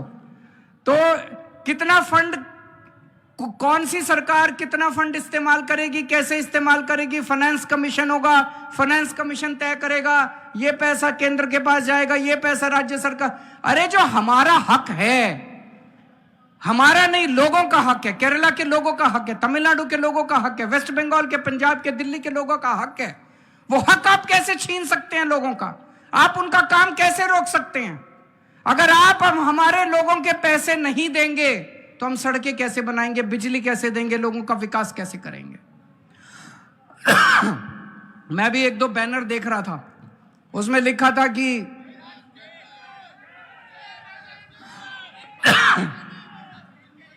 केरला के 8400 करोड़ रुपए रोके हुए हैं। और मान साहब से मैं थोड़े दिन पहले बात कर रहा था, पंजाब के भी 8000 करोड़ से ज्यादा फंड रोके हुए हैं। अब एक एक फंड, अभी पंजाब सरकार थोड़े दिन पहले सुप्रीम कोर्ट में गई कि हमारा पैसा रिलीज नहीं कर रहे। आरडीएफ का पैसा, आरडीएफ लगभग 4-5 हजार करोड़ बनता है, 5500 करोड़ रुपया आरडीएफ का, रूरल डेवलपमेंट फंड का पैसा इस्तेमाल रिलीज नहीं कर रहे। केरल भी गया, सुप्रीम कोर्ट की हेयरिंग अब अगले हफ्ते फिक्स हुई है और तुरंत केंद्र सरकार से फोन आ गया, आइए बैठ के बात करते हैं। तो हम छोटी छोटी बातों के लिए सुप्रीम कोर्ट जाएंगे क्या? ये क्या बदतमीजी है? आप अपना काम क्यों नहीं करते? हम हर चीज के लिए सुप्रीम कोर्ट के पास और भी तो बहुत काम है। सुप्रीम कोर्ट भरा हुआ है केसेस से, जनता के केसेस से। हम अपने फंड लेने के लिए भी, हमें फंड लेने के लिए जंतर मंतर पे आके बैठना पड़ेगा। आप लोगों को जान के ताज्जुब होगा, दिल्ली के लोग मिलके साल में 2 लाख करोड़ रुपए का इनकम टैक्स देते हैं, 2 लाख करोड़। और उस 2 लाख करोड़ में से बदले में दिल्ली के लिए हमें कितना पैसा मिलता है, गेस कर सकते हैं आप लोग? 2 लाख करोड़ रुपए हम केंद्र सरकार को देते हैं दिल्ली के लोग मिलके इनकम टैक्स में। और उस 2 लाख करोड़ में से दिल्ली के लोगों को एक साल में 325 करोड़ रुपए मिलते हैं। इतना तो अंग्रेजों ने भी नहीं लूटा होगा 100 साल में जितना ये लोग लूट रहे हैं। ये तो हद हो गई है। तो कपिल सिब्बल साहब का स्वागत है। दूसरी चीज, गवर्नर्स और लेफ्टिनेंट गवर्नर्स के जरिए ये जिस तरह से सरकारों को तंग कर रहे हैं, संविधान के अंदर साफ साफ लिखा है कि ये हमारे सब्जेक्ट्स हैं। उन सब्जेक्ट्स के अंदर भी रोज गवर्नर हर राज्य के अंदर टांग अड़ा रहे हैं। सबसे इंटरेस्टिंग तो अभी पंजाब के अंदर हुआ। पिछले साल पंजाब सरकार ने बजट सेशन, अपनी असेंबली का बजट सेशन कॉल करने के लिए गवर्नर के पास फाइल भेजी। गवर्नर ने बजट सेशन करने की परमिशन नहीं दी। सोचिए, एक चुनी हुई सरकार, फुल स्टेट, उसका मुख्यमंत्री, उसकी कैबिनेट प्रस्ताव पारित करके कहती है कि हम फलानी तारीख से बजट सेशन बुलाएंगे और उसमें राज्य का अगले साल का बजट पास करेंगे। गवर्नर ने बजट सेशन की भी परमिशन नहीं दी। अल्टीमेटली सुप्रीम कोर्ट जाना पड़ा। सुप्रीम कोर्ट ने गवर्नर को खूब लताड़ा। लेकिन प्रॉब्लम यह है कि इनको लताड़ का, गाली गलौज का, इनको सुप्रीम कोर्ट रोज लताड़ता है इन लोगों को, इनको कोई फर्क ही नहीं पड़ता। तो इस तरह से दिल्ली के अंदर तो आप सब लोग देख ही रहे हैं कि हर काम के अंदर किस तरह से लेफ्टिनेंट गवर्नर हर काम के अंदर, छोटे से छोटे काम के अंदर टांग अड़ा रहे हैं। और तीसरा तरीका है ईडी। यह अब इनका एक नया हथियार आ गया, ईडी। अभी तक इस देश के अंदर यह कानून होता था कि अगर आपने कोई क्राइम किया तो उसकी जांच होती थी, फिर उसमें मुकदमा चलता था। मुकदमे में तय होता था कि कौन कौन दोषी है, कौन कौन निर्दोष है। जो दोषी है उसको सजा मिलती थी, वो जेल जाता था। मुकदमे के बाद, मुकदमा खत्म होने के बाद आदमी जेल जाता था जिसको दोषी माना जाता था। अब ये अब तय कर लेते हैं कि इसको जेल भेजना है, तो उसको पकड़ लेते हैं, उसको जेल में डाल देते हैं। फिर सोचते हैं अब इस पे क्या मुकदमा करें, इस पे क्या केस बनाएं। फिर ये केस बनाते हैं और केस बनाने के बाद फिर वो तब तक जेल में रहता है जब तक कि मुकदमा पूरा ना हो जाए और वो निर्दोष साबित ना हो जाए। हमारे देश के अंदर 15-15 साल लग जाते हैं मुकदमे पूरे होने में। तो 15-15 साल किसी को भी पकड़ के जेल, यह भी पीएमएलए जो कानून लेके आए उसमें ये लिखा है कि जब तक उस आदमी को, किसी को भी पकड़ के जेल में डाल दो और जब तक उस आदमी का मुकदमा पूरा नहीं हो जाता, वो निर्दोष साबित नहीं हो जाता, तब तक वो जेल से बाहर नहीं आएगा। ये तो बहुत खतरनाक है। अभी हेमंत सोरेन साहब को इन्होंने जेल में डाल दिया। अभी तक उनके ऊपर कुछ भी साबित नहीं हुआ है, अभी उनके ऊपर मुकदमा नहीं चला है, अभी मुकदमा शुरू भी नहीं हुआ है, अभी जांच चल रही है। लेकिन अगर मुकदमे को 15 साल लगे तो हेमंत सोरेन साहब 15 साल जेल में रहेंगे। और ये तो किसी को भी कर दें, कल मुझे पकड़ के जेल में डाल देंगे, विजयन साहब को पकड़ के जेल में डाल देंगे, स्टालिन साहब को पकड़ के जेल में डाल देंगे, सीतारमैया साहब को पकड़ के जेल में डाल देंगे, सुखविंदर जी को, किसी भी को भी पकड़ के जेल में डाल देंगे और सरकार गिरा देंगे। हेमंत सोरेन साहब को जेल में डाला, उसके बाद 48 घंटे तक ये लोग तोड़ने की कोशिश करते रहे, जेएमएम को तोड़ देते हैं। ये तो भगवान का भला और जेएमएम वालों का महान है, जेएमएम वाले जो टूटे नहीं इनके सामने। तो ये अब ये किसी भी को भी पकड़ के जेल में डाल देंगे, उसकी सरकार तोड़ देंगे और फिर अपनी सरकार बना लेंगे। ये क्या चल रहा है इस देश के अंदर? कह रहे हैं केजरीवाल भ्रष्ट है।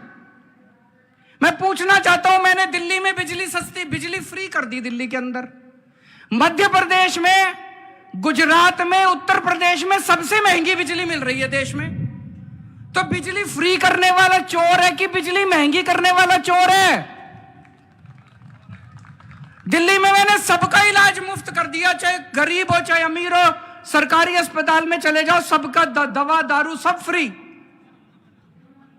मध्य प्रदेश में, गुजरात में, उत्तर प्रदेश में चले जाओ, इतना महंगा इलाज, सरकारी अस्पतालों का बेड़ा गर्क कर दिया इन लोगों को।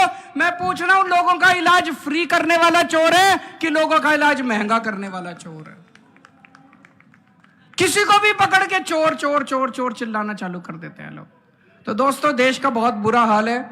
मैं विजयन साहब को बहुत बहुत बधाई देना चाहता हूं, उन्होंने आज ये अलख जगाई है, सबको इकट्ठा किया है। ये देश केवल हमारा नहीं है, ये देश 140 करोड़ लोगों का है। और आज मैं बीजेपी वालों को कहना भी चाहता हूं, समय का चक्र घूमता है, समय बड़ा बलवान है, अहंकार मत करो। भगवान ना करे कल समय का चक्र जब घूमेगा और तुम इधर होगे और हम उधर होंगे। कहीं ऐसा ना हो कि यही कानून तुमको खाने के लिए दौड़े उसके बाद। जय हिंद।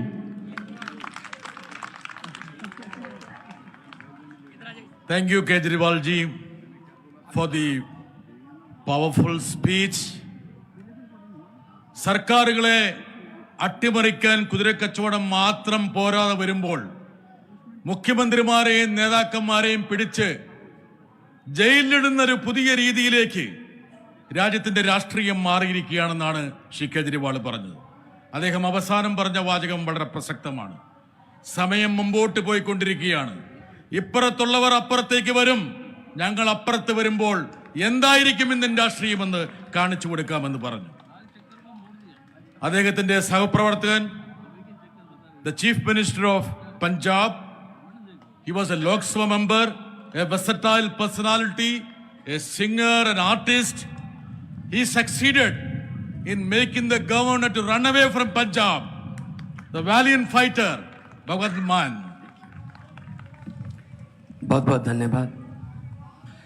सबसे पहले honourable chief minister of Kerala Shri Vijayan ji, मैं उनका बहुत धन्यवाद करता हूं कि उन्होंने आज संविधान को बचाने के लिए, डेमोक्रेसी को बचाने के लिए, फेडरल स्ट्रक्चर को बचाने के लिए एक पहल की है। हम सबको यहाँ बुलाया है। हमारे लिए, हमारी पार्टी के लिए ये जगह बेगानी नहीं है। हमारी पार्टी पैदा ही यहाँ से हुई थी, जंतर मंतर से। तो जैसा कि हमारे पार्टी के नेशनल कन्वीनर और क्रांतिकारी नेता श्री अरविंद केजरीवाल साहब ने कहा कि ये दिन भी देखना था कि मुख्यमंत्री बनने के बाद भी यहाँ आना पड़ रहा है। हमें अपने अपने सेक्रेटरिएट में होना चाहिए था, हमें अपने अपने ऑफिसेज में होना चाहिए था। पॉलिसीज, बजट के दिन चल रहे हैं, बजट बना रहे होते हम लोग। अब कहां इनसे अपने हक मांगने के लिए हमें जंतर मंतर पे आना पड़ रहा है। देश को बचाने के लिए हम सबका एक रहना बहुत जरूरी है। पंजाब एग्रेरियन स्टेट है, फूड बॉल ऑफ इंडिया।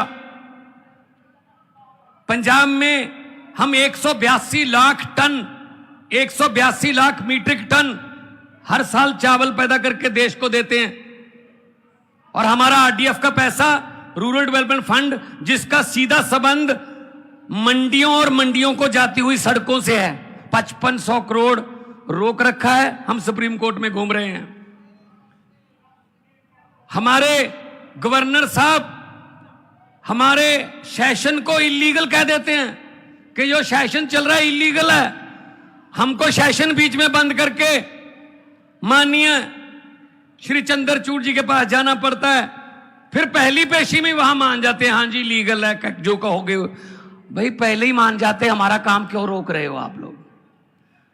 मतलब पंजाब में बीजेपी इज नो वेयर। 117 में से 92 हमारे एमएलए हैं, बीजेपी के 2 हैं। चाहे तो स्कूटर पर बैठकर भी विधानसभा आ सकते हैं वो, लेकिन यहां वो अपोजिशन में नहीं है, वहां गवर्नर अपोजिशन होता है। वो हर रोज कोई ना कोई चिट्ठी निकालता है। मैंने कभी नहीं देखा कि गुजरात के गवर्नर ने किसी मुख्यमंत्री को चिट्ठी लिखी हो, उत्तर प्रदेश के गवर्नर ने कोई चिट्ठी लिखी हो, नहीं। तमिलनाडु का गवर्नर लिखता है, केरला का। और जब हमारे पक्ष में फैसला आया माननीय उच्च न्यायालय का कि गवर्नर जो है वो सिलेक्टेड है, इलेक्टेड राज करेंगे डेमोक्रेसी में, आप रोक नहीं सकते, डिक्टेट नहीं कर सकते। आप जो है किसी बिल पर बैठ नहीं सकते, जा तो वापस गवर्नमेंट को भेजो, या राष्ट्रपति को भेजो, या साइन करो। यही चीज लेके केरला की सरकार वहां गई सुप्रीम कोर्ट में। सुप्रीम कोर्ट ने क्या कहा कि हमने परसों, जब इनके वकील को कहा कि परसों हमने पंजाब का एक फैसला दिया था, वो पढ़ के मेरे पास अगले हफ्ते आ जाना। अगले हफ्ते उनका पढ़ लिया, यही फैसला केरला में लागू होगा। हमें सुप्रीम कोर्ट में बात में सुप्रीम कोर्ट में जाना पड़ रहा है। अभी आपने देखा होगा डेमोक्रेसी का हाल चंडीगढ़ में। 36 पार्षद हैं, उसमें इंडिया अलायंस के 20 हैं। इनके 16 हैं, including member parliament of Chandigarh. तो इनके 16 के 16 ठीक उन्होंने वोट डाला, लेकिन हमारे 20 में से 8 को इनवैलिड वोट कर दिया कि इनका वोट गलत डाला हुआ, इनको वोट नहीं डालना आता, इन्होंने मोहर अच्छे से नहीं लगाई। अरे भाई, वो पहली बार मोहर नहीं लगा रहे थे, हर साल चुनाव होता है, चौथी पांचवी बार लगा रहे थे। लेकिन जब वीडियो साहब फिर सुप्रीम कोर्ट जाना पड़ा, जब सुप्रीम कोर्ट ने देखा, सबने देखा कैसे वोटों की गिनती हो रही थी, ऐसे वो प्रिजाइडिंग अफसर, ये किधर रखो, बीजेपी वालों के काम है, इधर रख देता हूं, फिर ये वाली, चलो ये वाली भी इधर ही रख देता हूं, थोड़ा इनको बढ़ाना, ऐसे आप मीडिया खड़ा है।